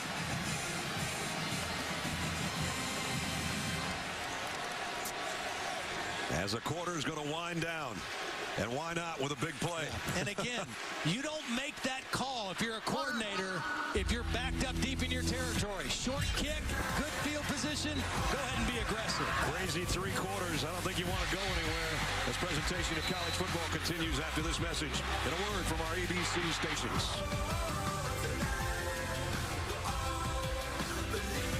Thanks to the Brazos.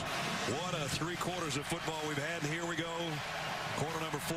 And we've got TCU in front. They've got it at the 9-yard line of the Bears, trying to add to their lead.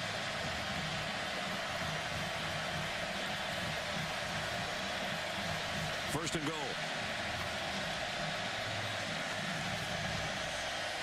Boykin wanted to throw the slant, flushed out of the pocket now, and he'll run with it.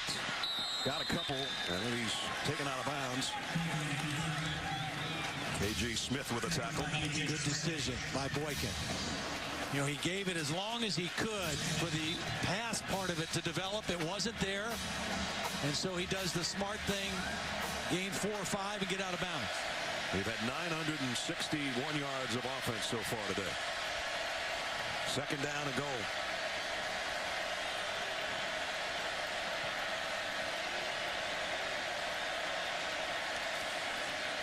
Straight up the middle, and again, untouched this time, Aaron Green for the score.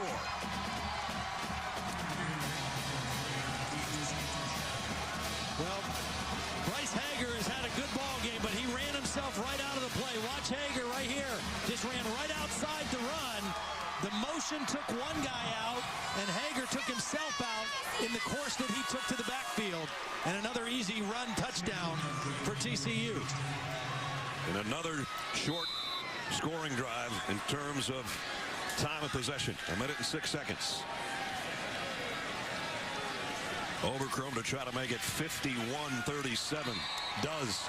And again, a 2-touchdown difference.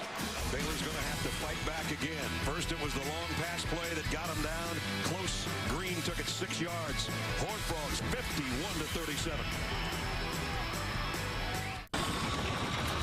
Welcome to ESPN College Football on ABC.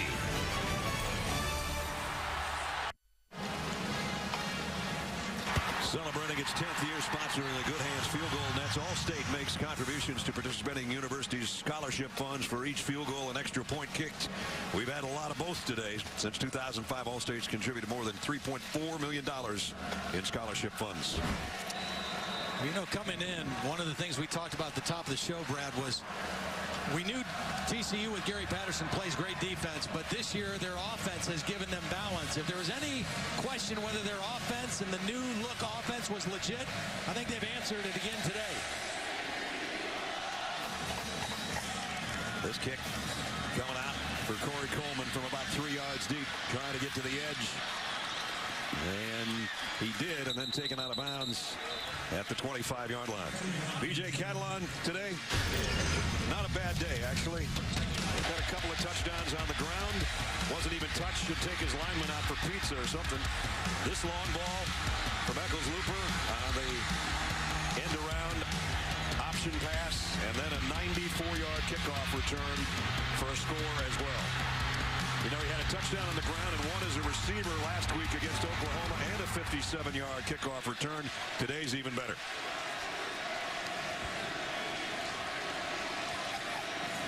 Bryce Petty knows what he's up against now. Throws far side, caught by Goodley. Goodley almost got away, but tripped up by Kevin White.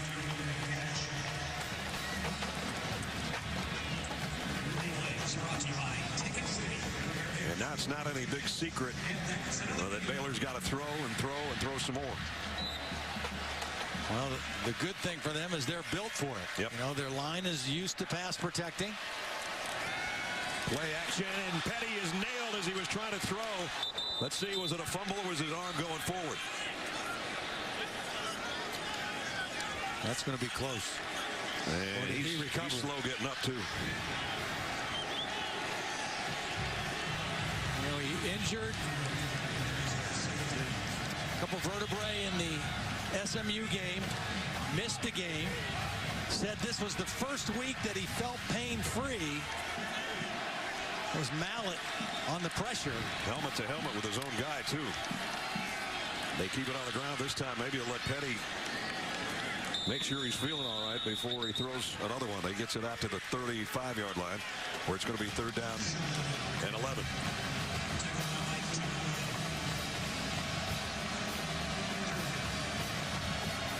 Four sacks today. That's a season high allowed. 3rd and 11, and whistle stop play here. False start. Wow. False start.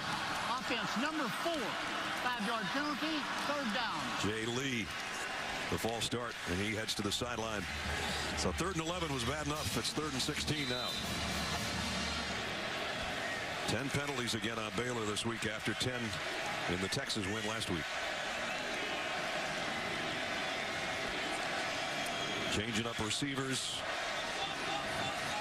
And Petty in an empty set. 3rd down and 16. He's got to get all the way out to the 46-yard line for a first down. Flushed out of the pocket. He ain't going to try to run for it. Got a long way to go. Where'd he go out? About a yard short. Yeah, looks to be a hair short. Great effort. He tried to reach the football past the marker, but I think he stepped out of bounds before that happened. Yeah, they're going for it here on 4th and a yard.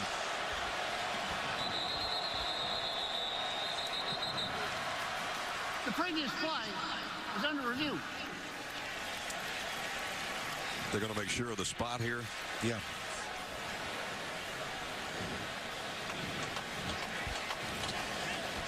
Which this may play in TCU's favor, actually. See, he's trying to reach the ball past the marker, but I think he stepped out of bounds before the ball crossed the plane. Very close, though, and a tremendous effort by Bryce Petty. Knew what he needed, knew exactly where the mark was. I think they got it about right. I think it's in a pretty good spot.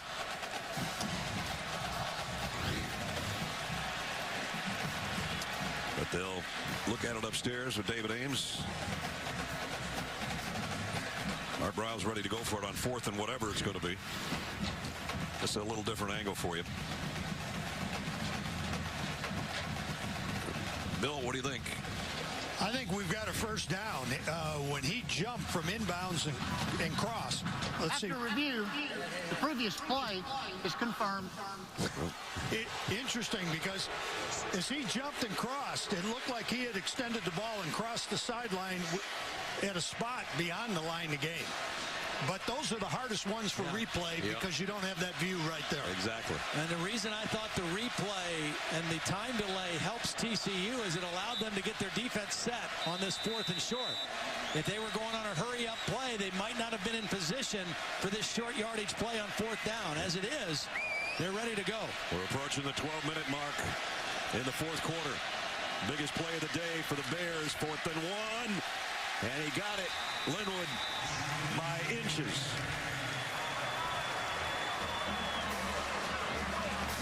I'll tell you, Paul Dawson timed his jump, came flying over the top, and if he would have been about 3 inches to the left, he would have stopped that play short of the first down, but he missed him by about 3 inches. So first down at the 46. Petty play action. Got hammered as he threw, and it's incomplete. Both linebackers, Dawson and Mallett, both. They're met at the quarterback. Well, if Bryce said that he felt the best he's felt all season long, he's not going to feel that way tomorrow morning, I don't think. See, what the linebackers are doing is they're not blitzing right away. They're allowing the offensive line to get engaged and then coming a little bit late, and they get a free run right at the quarterback from the inside. 2nd down and 10. Petty waits and waits and almost waited too long, and he still threw a strike to Cannon. That was incomplete. Bounce. Okay. Yep. Again, Petty was under duress. He was throwing that ball backing up, so he didn't have a lot on it. Chucky Hunter, number 96, was the guy applying the pressure. And there you see the ball came out. So another 3rd down and long.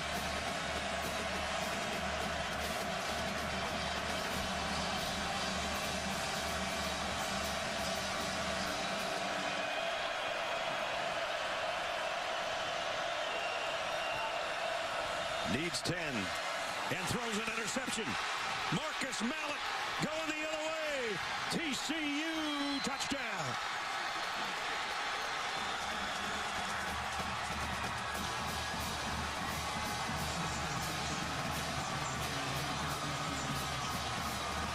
Now, this is just a beautiful play by Marcus Mallett. Last week it was Paul Dawson doing the same thing. Watch Mallett right in the middle of the screen. Watch him just read the eyes of the quarterback and step right into the throwing lane. Bryce Petty didn't know he was there. He was looking at his receiver only. Mallett read his eyes, slipped in front, and scored a touchdown. A flag down with the extra point upcoming.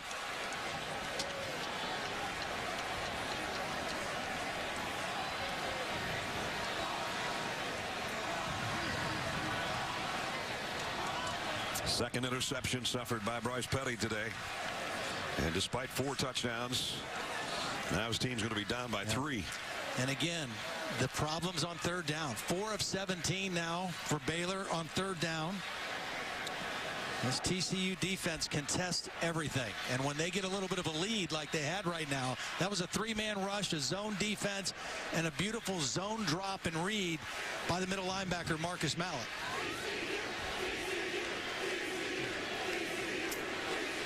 Conversation is going on with Art Briles before we get the call on the penalty. The result of the play is a touchdown. After the play, 2 unsportsmanlike conduct fouls. Number 1 on the scoring team, number 17 on the scoring team. Both of those fouls, being dead ball fouls, will be enforced on the ensuing kickoff. It was a 30-yard penalty, or 30 yards worth. Carter and Hackett both with unsportsmanlike conduct penalties. Meanwhile, the extra points upcoming, and it's going to be a 3-touchdown deficit that Baylor's got to make up. And Bryce Petty looks shell-shocked on the sideline. Those shots we just saw. Yeah. And he looks like, what just happened?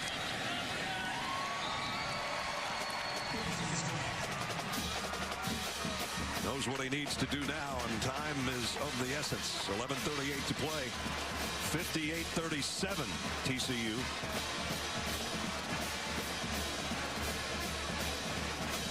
TCU trying to go to 5-0 and pull off another top 5 upset like we had so many of last week.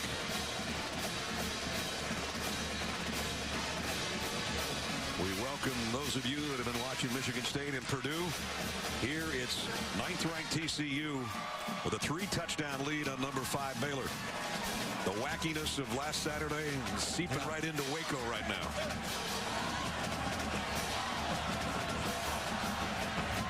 TCU, by kind of a quirky schedule, had 2 off dates in September. So they come in here and they're only 1-0 in conference play and 4-0 overall and ranked 9th, and they made the big jump after they upset Oklahoma last week. Maybe these aren't upsets anymore. Yeah. Well, I'm impressed with TCU. I mean, I knew they could play defense. They had 9 starters back from a good defense of a year ago.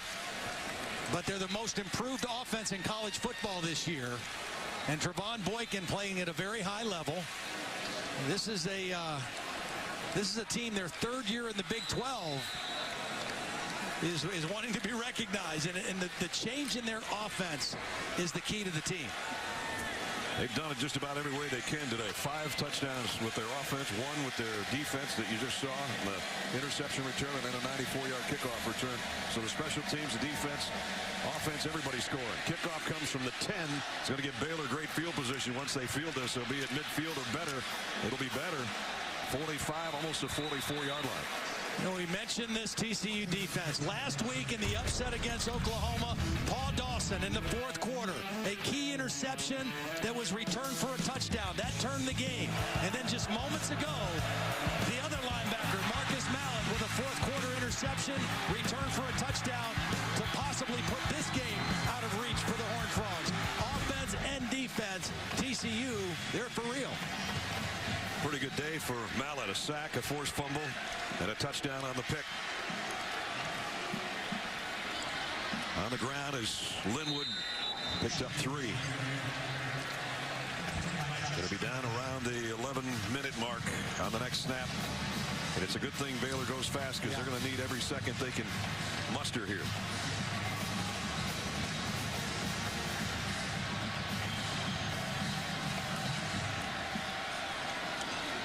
This is going to be a first down and then some. Linwood taken down in the open field by Hackett, but he picks up 14.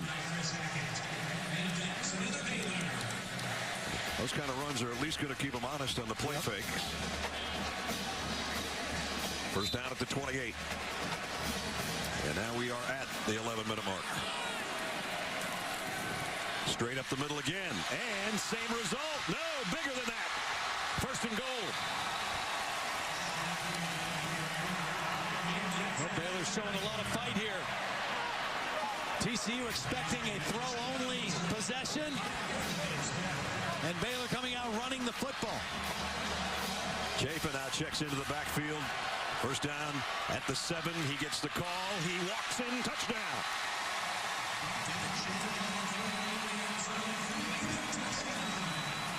Seven-yard touchdown run by Devin Chafin. Nice job by Desmond Hilliard, the right guard, pulling around to lead on that play. Made it look easy. Again, TCU, I think, anticipating pass only, and they got kind of punched in the mouth on that drive.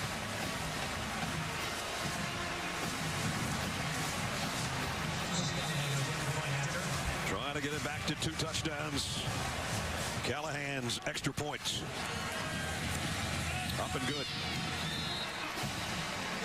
Well, when they needed some shock value, they got it from Shock Linwood.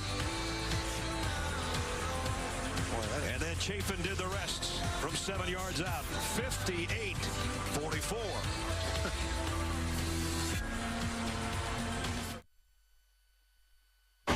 ESPN College Football on ABC. Brought to you by Pacific Life. For insurance, annuities, and investments, choose Pacific Life, the power to help you succeed. And Cadillac.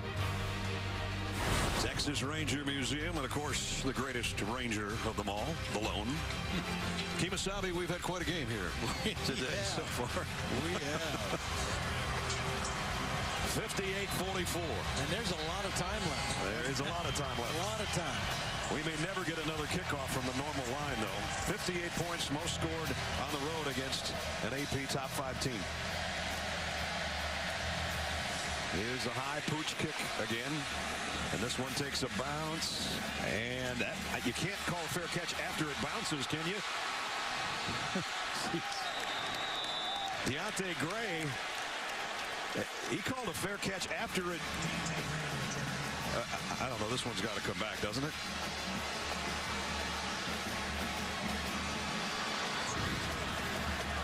The previous play is under review. Well, he did try to call a fair catch, but it was after the ball had bounced. Bill, what do you think about this one? What do they do with that, Bill? Well, you're right. The ball already bounced, so he doesn't get entitlement to a fair catch. Right. But if he gives that signal, or any signal other than shade in his eyes, that ball's should become dead at the spot he possessed it. Well, not only did he give the signal, he stopped. I mean, he caught the ball and stopped, and then he took off again, thinking, I don't know if I get to do this or not. But I'm going to try it. He probably didn't hear a whistle, so he said, hey, let's go. But again, the unsportsmanlike penalty, the short kick, this has hurt Baylor all night, either by penalty or by choice of kicking away from Catalan after the 94-yard kickoff return. They have given a shorter field to TCU for most of this football game by choice or by the fact of penalty. And we may not have said it because we had already been to the commercial break. The unsportsmanlike conduct penalty was after the last touchdown, and we didn't get it until we were in a break. So let's see what the call is here. After review, the receiver of the kickoff, after the ball hit the ground, gave a waving motion. Any waving motion kills the ball. The ball will be brought back to the 34-yard line. It will be 1st and 10. Well, you heard it first from Bill up here. Yep. That's exactly what happens. Interpreted correctly. Look at Gray. He's still smiling. He's thinking exactly what you said. Well, I don't know what I'm doing here, but I'm going to take off and see what happens. So they bring it back. We've had just about everything you can possibly have in a football game today. We've had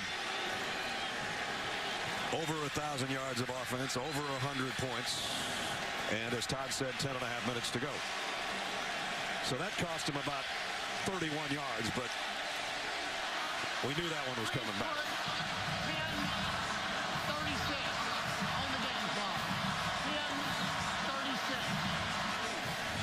10-36. If Baylor could come up with a turnover of their own, we'd really be in for a whale of a finish. Well, I think Baylor, with this much time, they've got to be really sound on defense. They've had some problems today. They've given up a lot of plays. They've given up 58 points. They can't afford to be too overly aggressive trying to force the action right here and give up another big, easy scoring play. Kyle Hicks in the backfield with Boykin.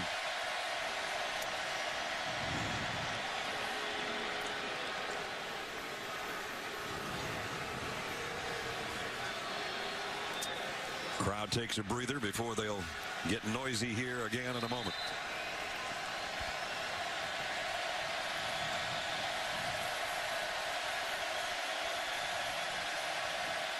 Boykin gonna heave one long. Almost picked off. That would have been the turnover Baylor was looking for. Ryan Reed had a better play on the ball than Porter did. Ryan Reed's played a pretty good ball game. Even though their defense has given up a lot of points, he's made a lot of plays on the football because TCU has tried to throw it downfield all day. And Ryan Reed has been, for the most part, up for the challenge. Second down at 10.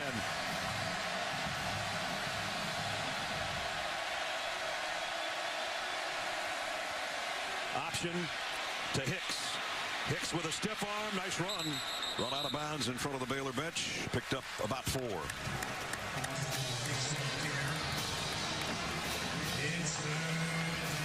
Here's a big, big third down for the Bears defense. They're trying to change up personnel. Trying to stop a 3rd and 6. Slanina has been the possession receiver for Boykin here in the second half. He's in the slot at the bottom. Low snap. Slant is good. Complete to Story. Boy, what poise by Boykin. Bad snap. Didn't panic. Went down and got the football and was still able to get his feet in position to make an accurate throw for the first down. Pretty good job by Story. Had to readjust his helmet, get his face mask so he could see the ball coming before he caught it. 8 different receivers Trevon Boykin has utilized today so far. Vaitai has moved back to the left tackle position. Joseph Noteboom is playing right tackle. So for Boulajay out of the ball game, they're starting left tackle here on this possession. Boykin runs out of trouble and got about 4 yards. KJ Smith was applying the pressure. He got around that. Nice job picking up what he could. Here's for Boulajay, who Todd was just talking about. Actually a 5-yard pickup for Trevon. Second down and 5 at the Baylor 49. As we approach 9 minutes. Boykin's got cramps. You see him pulling on his foot. He's got a cramp in his calf, in his right calf right now.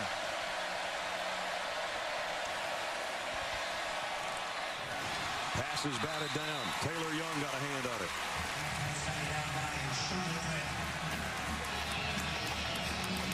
Well, they had 2 guys running into the same area as well. A little miscommunication by the 2 slot receivers on that second down play.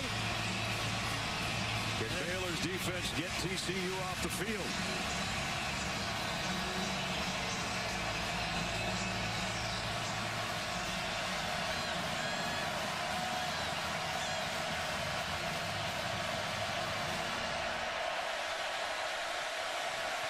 Option.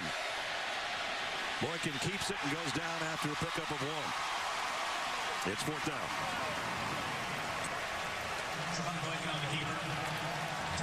Good stop by the Baylor defense. You know, the good news for them also is because Boykin ran out of bounds, because Aaron Green or Hicks ran out of bounds, because there was an incomplete pass, the clock they didn't lose much time until that play. That was the only play where the clock kept running at the end of the play. Ethan Perry to punt, and that's Levi Norwood on the other end.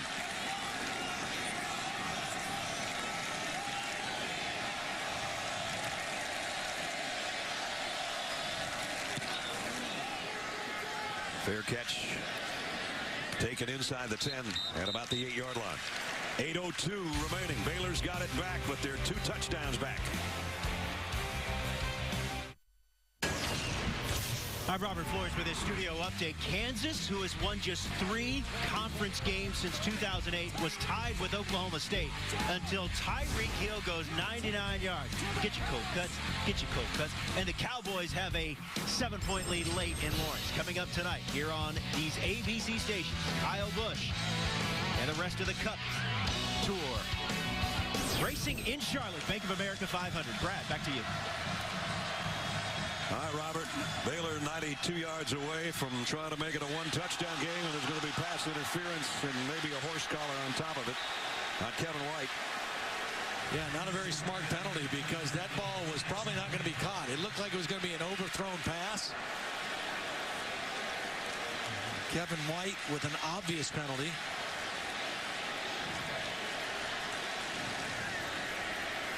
He got beat quickly to the inside, and I think he just panicked after that. Pass interference defense, number 25. The result of the play, first down.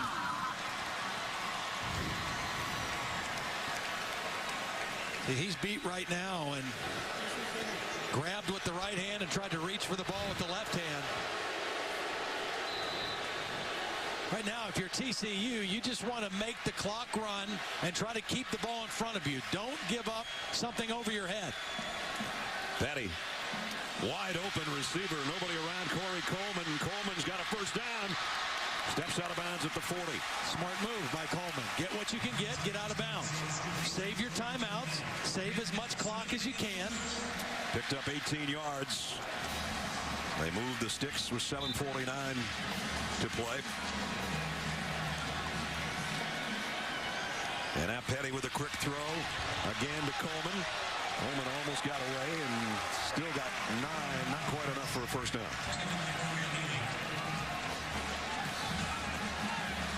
Well, the Bears know they got to put the pedal to the metal and keep on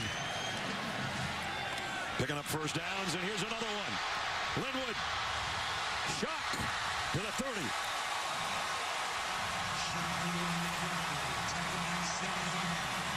22 more yards. Pulled the backside guard, Jarrell Broxton with a nice block. Sneak a run in there every now and then. They almost popped that one for a touchdown. Yeah, and ready for play at the 29. It's Chafin, and he's tripped up after a short game by Dawson, the linebacker. See, the beauty for Baylor is their whole offense on every down, every quarter is a 2-minute offense. It's a hurry-up offense. So they're not playing any differently now with any more sense of urgency at this point in the game than they would when they started the game. So they're built to try to come back in this situation. Play action on 2nd and 9. Long ball, streak on the sideline. Touchdown, Goodley.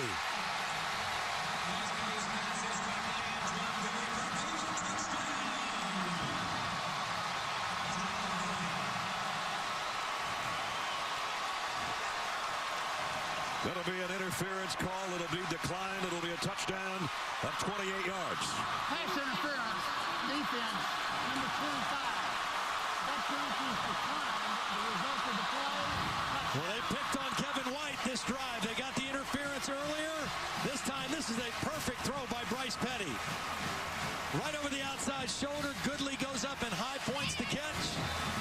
And again, with a 220-pound receiver, that contact by a cornerback does nothing to disrupt his route or his concentration on the football. A one-score game.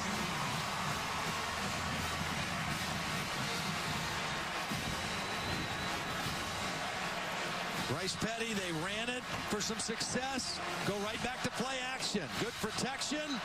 Out over the outside to your mature receiver, Goodley. That strong body fights up the contact and goes up and makes a strong-handed catch over Kevin White.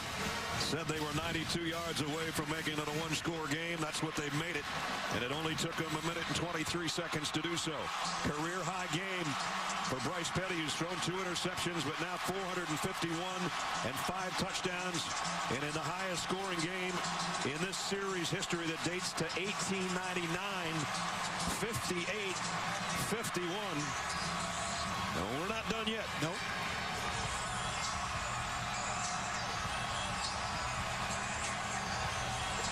You know, and whereas the last possession for TCU, they might have been able to think, let's eat some clock. They didn't do that. Now, they can't think that way. They got to think aggressive and scoring again. Again, pooch kick.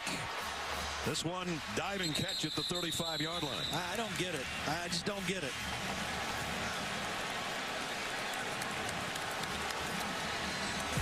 Tonight, coming up, 9 o'clock on ESPN, Bo Wallace and third-ranked Ole Miss at College Station to take on Kelly Hill, number 14, Texas A&M. How does Bo Wallace and Ole Miss handle what's happening to them right now? They won a huge one at home last week. They go on to the road. A very difficult test tonight for them in College Station. Now the test is TCU's offense. They'd like to chew some clock and get some more points because they know what's on the other side. A quarterback who's thrown 5 touchdowns and can do it in a hurry. Boykin flushed out of the pocket. Still on the run and throws it away, incomplete. Yeah, but that's okay for Baylor because not only do they gain any yards, they stop the clock. And 6 minutes and 30 seconds is an eternity for Bryce Petty and this Baylor offense. So they'll let them stop the clock as much as they want.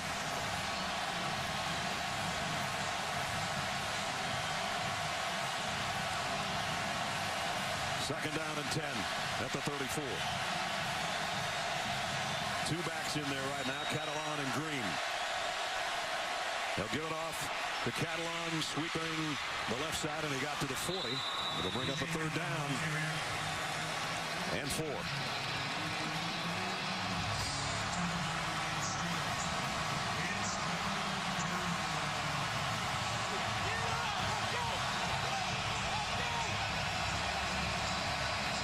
Fans don't need much urging, but they're getting it from the Baylor sideline.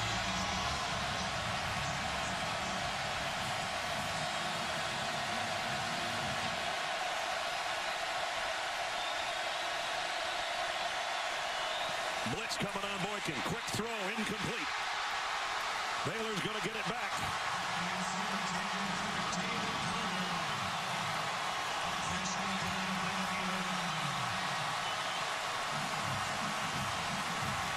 Boykin knew pressure was going to come. He actually got it picked up by Catalan. His back did a nice job picking up the blitz. He rushed that throw a little bit, and when it is inaccurate, and they got to punt the football. Great kick. Norwood's got to backpedal all the way inside the 10 again. Well, they went 92 last time. If they go 92 more, we're going to be tied. Hang around. We'll find out together.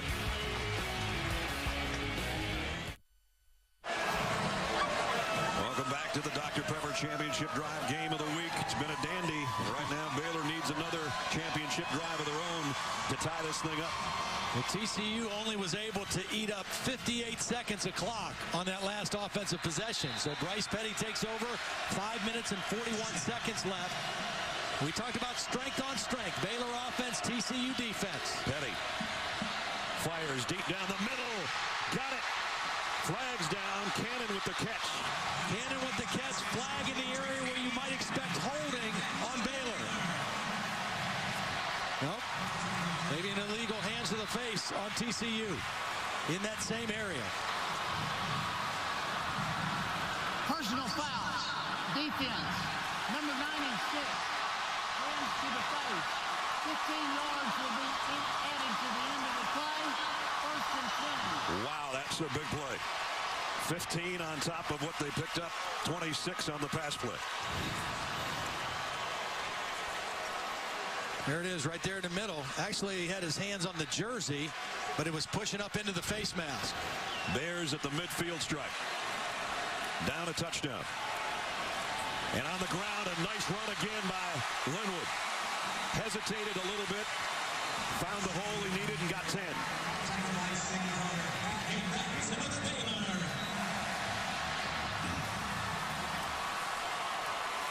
Petty, quick throw out in the flat to Cannon. Cannon's got about 8 more. Strength versus strength. Baylor offense, TCU defense. Art Briles, chess match against Gary Patterson. Who has the upper hand here at this point in the game? Baylor right now on the march. Second down and 2. And it's Linwood again, getting to the second level before he's dragged down by Sam Carter.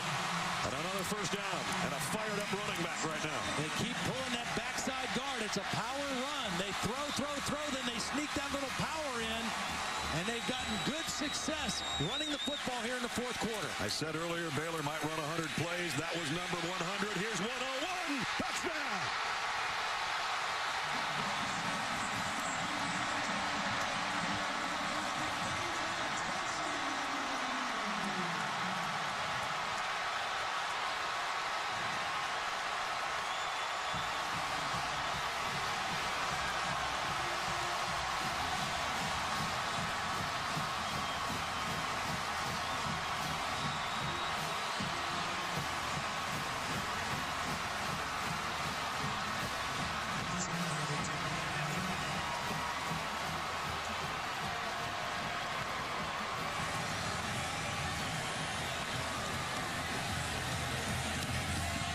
Yards in 5 plays.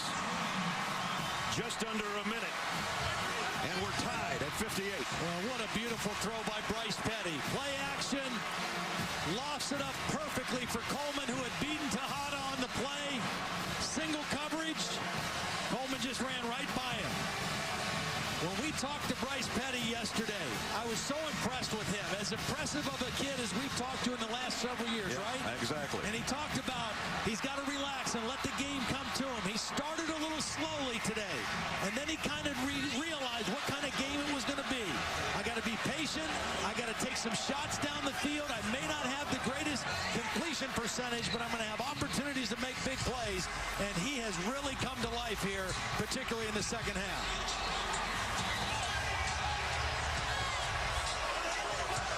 I almost wish I was down there with those guys. Yeah. Wow, what a ball game.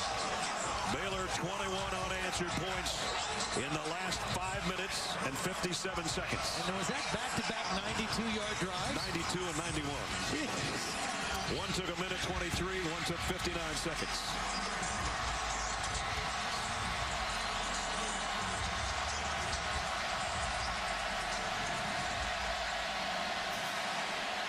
Finally, they kick deep to the 1-yard line to Gray.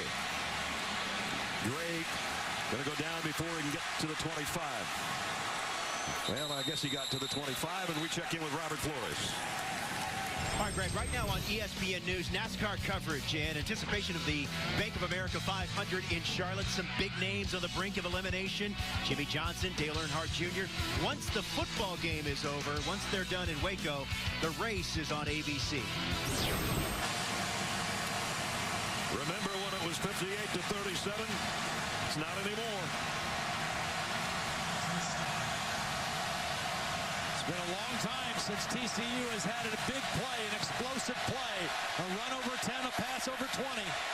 Boykin threw it high, but Gray snatched it and picked up about 4. They've had 5 of each in the ball game. Runs of 10 or more, passes of 20 or more. Baylor's had 17 explosive plays. That's why they're right back tied in the football game. Second down and 6 at the 30. Boykin hands it off. Catalan on the sweep, and he got the first down. Good hard-nosed run. At the end, he tipped that shoulder and got the first down. I mean, if you're TCU right now, the way Baylor has sliced up your defense 2 possessions in a row, you want to take some time on this drive. You want to score, but you don't want to leave Baylor and Bryce Petty with very much time at all. So that means you use the clock, and you also use your running game on this drive if you can. Time of possession virtually dead even today between these two.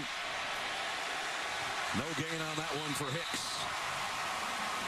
Billings, the first guy to meet him, along with Blackshear. You know, the thing that TCU needs to remember, and Boykin, is that even though it's tied, they've never trailed in this game. Right. You know, so the game is not out of hand for them right now.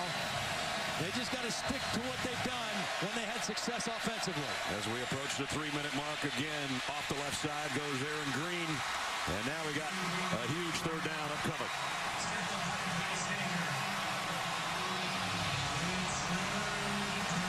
I think there's a few folks that left when it was a 21-point deficit.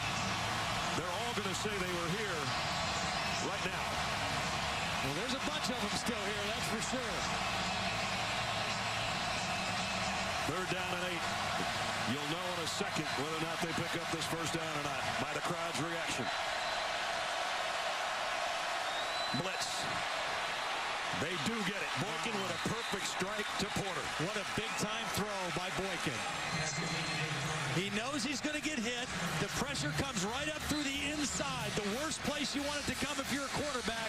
He stayed in there, stepped into the throw, and delivered a strike for the first down. A little confusion, I think, as to who they wanted in there personnel-wise. They come in with a couple of tight ends.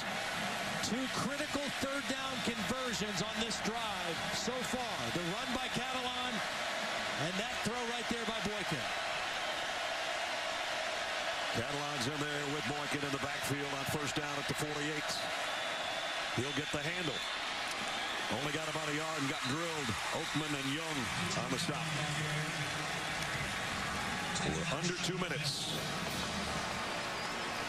Like I said, 2 third down conversions. The run by Catalan was a second down run.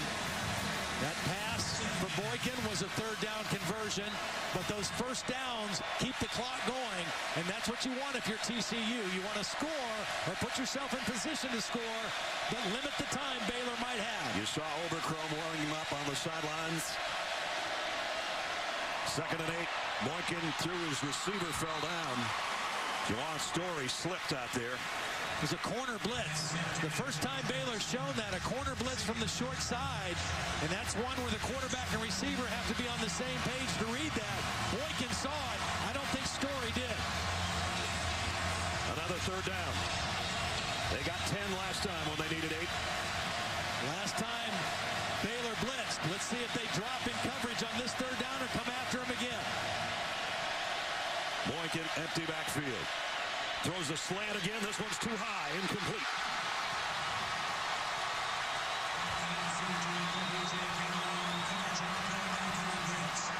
Fourth down. Colin Brent's on the coverage. He's had an active football game. He was a walk-on his first 4 years, was awarded a scholarship to start this season. His father was a highly successful high school coach in Plano, Texas. And he has made a few big plays in this ball game tonight, none bigger than that one. Baylor's got too many guys on the field. They're going to get a penalty here. That should be a penalty because Baylor was running a guy late off the field. They got it called in the back end. Terrell Burt was running off the field late. It was 4th and 8.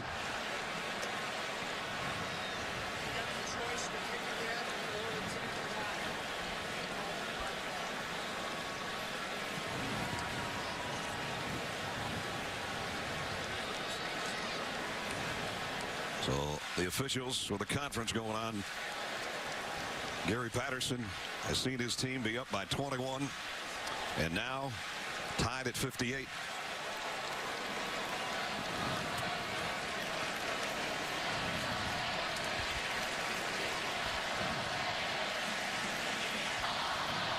Substitution infraction by the receiving team.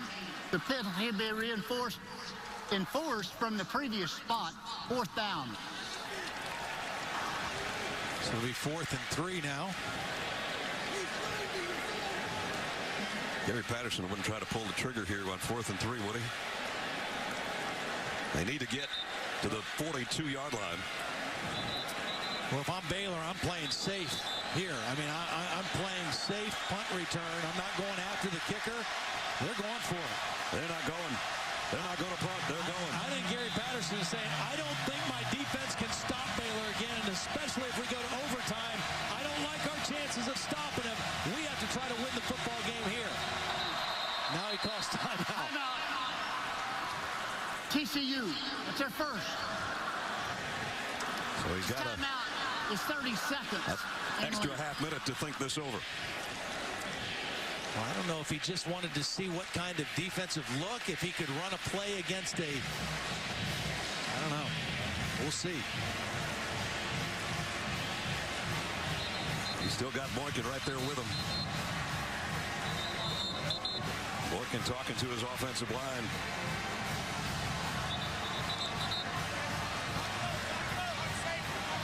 And what probably is the wildest game of this college football season in week 6.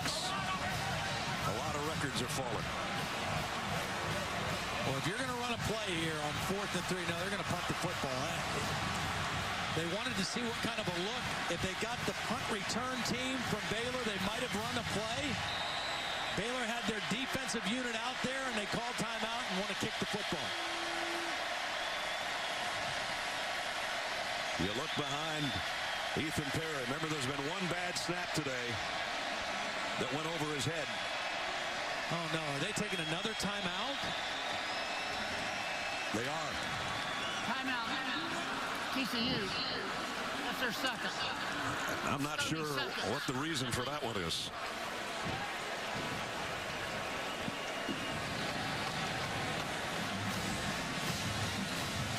Bryce Petty just waiting on the sideline right now, waiting for one more chance. Is he going to get it or not? We're about ready to find out. I'm not quite sure why the second time out was taken, Ledge. Yeah, I don't either. I mean, there was a little confusion. They were waiting to see the look. I don't know if they were thinking about a potential fake there, but Gary Patterson was the guy who ultimately called the second time out. So a little confusion on the TCU sideline, and I'm sure a little apprehension about giving the ball back to Bryce Petty right now, who has really got the hot hand. If you're just joining us, you missed an unbelievable game. It's been over 4 hours. We've got a tie game at 58-58. And it seems like about 5 minutes ago of clock time, it was a 21-point lead for TCU. Right now, Baylor, who's about to get the football back, 753 yards of offense. Nope. And now they're going again. Unbelievable. I don't think Gary Patterson believes that his defense can win the game for him. He's going to put the ball in the hands of his quarterback, Trevon Boykin. And Boykin's all by himself in that backfield. 4th and 3. Boykin gonna loft one deep on the sideline, broken up. Baylor's gonna get it back.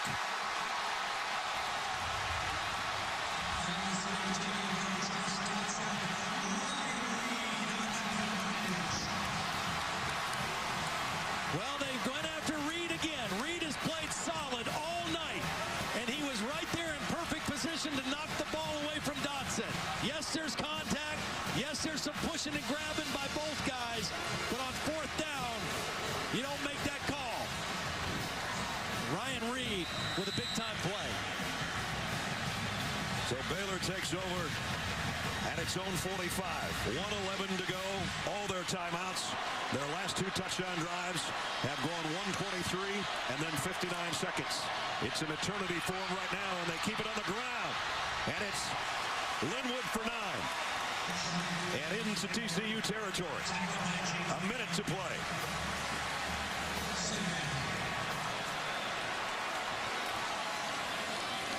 Linwood again got the first down by a couple. Clock stops while they move the chains. No, you need to use a timeout at this point. Callahan has done well today, but has not been asked to kick anything long. In fact, 29 is his longest of the year, and that was today. Petty going long. Had a guy wide open, Cannon, and missed him. And missed him badly. Cannon had the safety, Derek Kindred, turned around on the outbreak. And Bryce Petty, who has been super sharp here in the fourth quarter, just missed that one. Second down and 10 with 41 seconds remaining in regulation.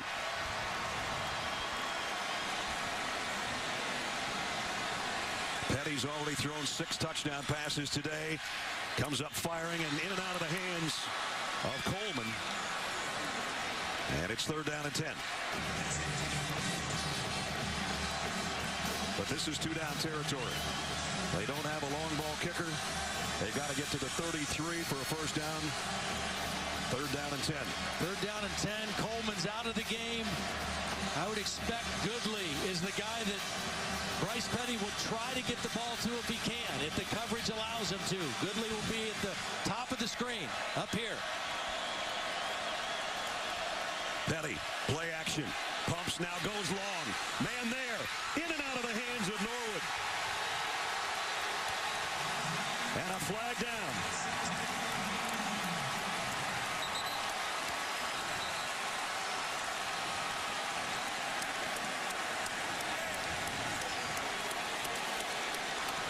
Pass interference. Defense number 3.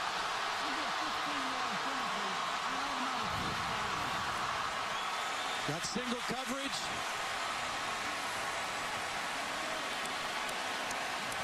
You know what? I'm going to tell you what.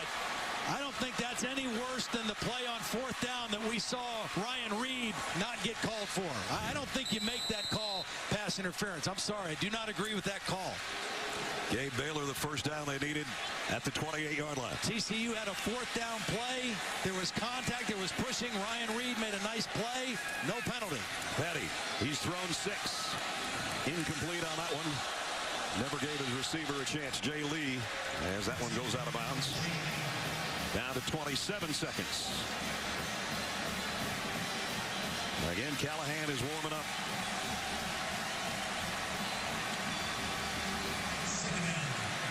Second down and 10. At the TCU 28-yard line. They'll keep it on the ground. Linwood again. And Linwood got it to the 22. Baylor again has all their timeouts. Now they use one. That's their first. It's 30 seconds in length. Check in with Holly. We asked Art Briles, what's the biggest misconception about your football team? And he said everybody thinks because we're a spread that we're a spread and all we do is score a lot of points. But what I believe our football team is tough. We're strong. We're a team that runs the football. And guys, boy, have they shown that here in the fourth quarter. We'll see if they can finish it here. Third down and 4. Right now, if they ask that young man to win it, he would try from 39. The way this game has gone, it might end up on a touchdown in the next play for all we know. Very much, very easily could.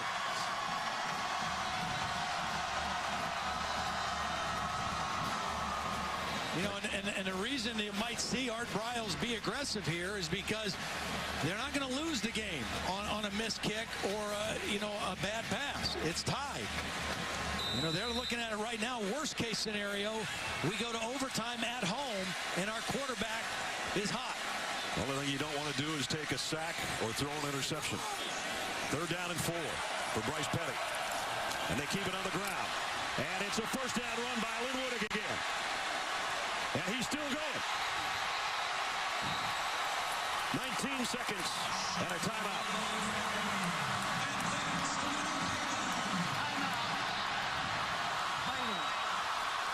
That's their second timeout. It's 30 seconds. Boy, that's just power. They've done a nice job of keeping Linwood rested. He had the big game last week against Texas, running the ball a lot. They've kept him fresh today. They've used some other guys, and now when they need him the most, he has fresh, strong legs, and he is fighting for every yard he can get. Now Baylor is down to 1 timeout. 19 seconds remaining. They've got a first down at the 13-yard line of TCU. I would imagine Gary Patterson will wait until he's right about ready to line up for this one and use his last timeout. You see him down there by the official on about the 18-yard line.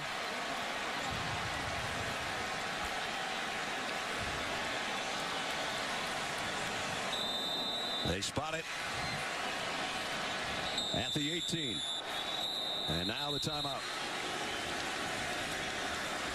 Timeout. TCU. Callahan just trying to stay away from everybody.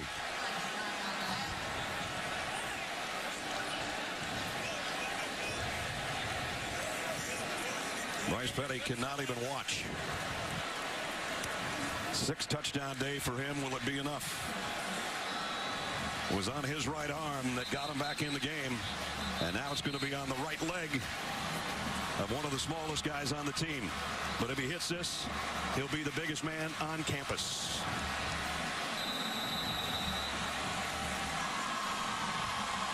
Chris Callahan from 28 for the most improbable of comebacks and the win. He got it.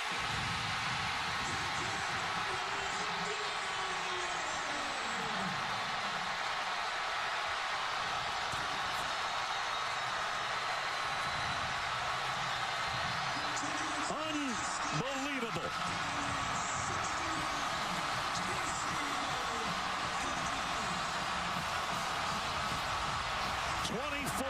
Unanswered points in the last 10.5 minutes. And Baylor has come from behind, shocked TCU and the entire country.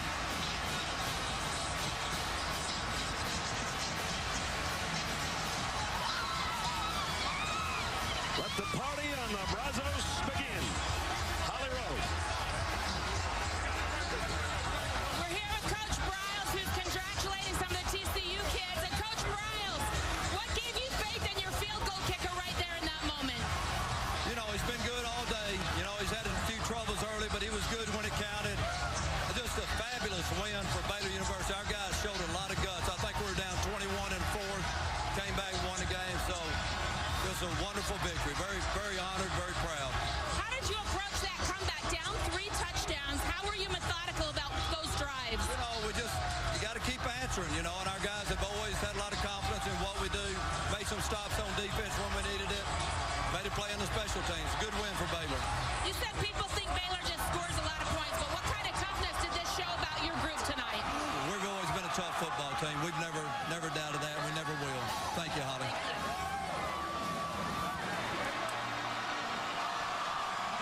What a scene. Snap good, placement good, kick is perfect.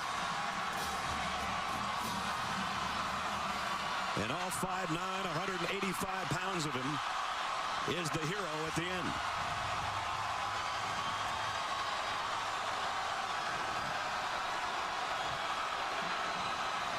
They've played this one now 110 times. You're never going to see another one like this one today.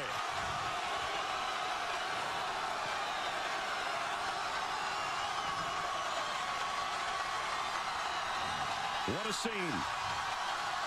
61-58. That's going to do it for us. For Todd Blackledge and Holly Rowe, Brad Nessler saying so long. That's all from Waco. Chase for the NASCAR Sprint Cup continues at the Bank of America 500 at Charlotte after this word from your ABC stations.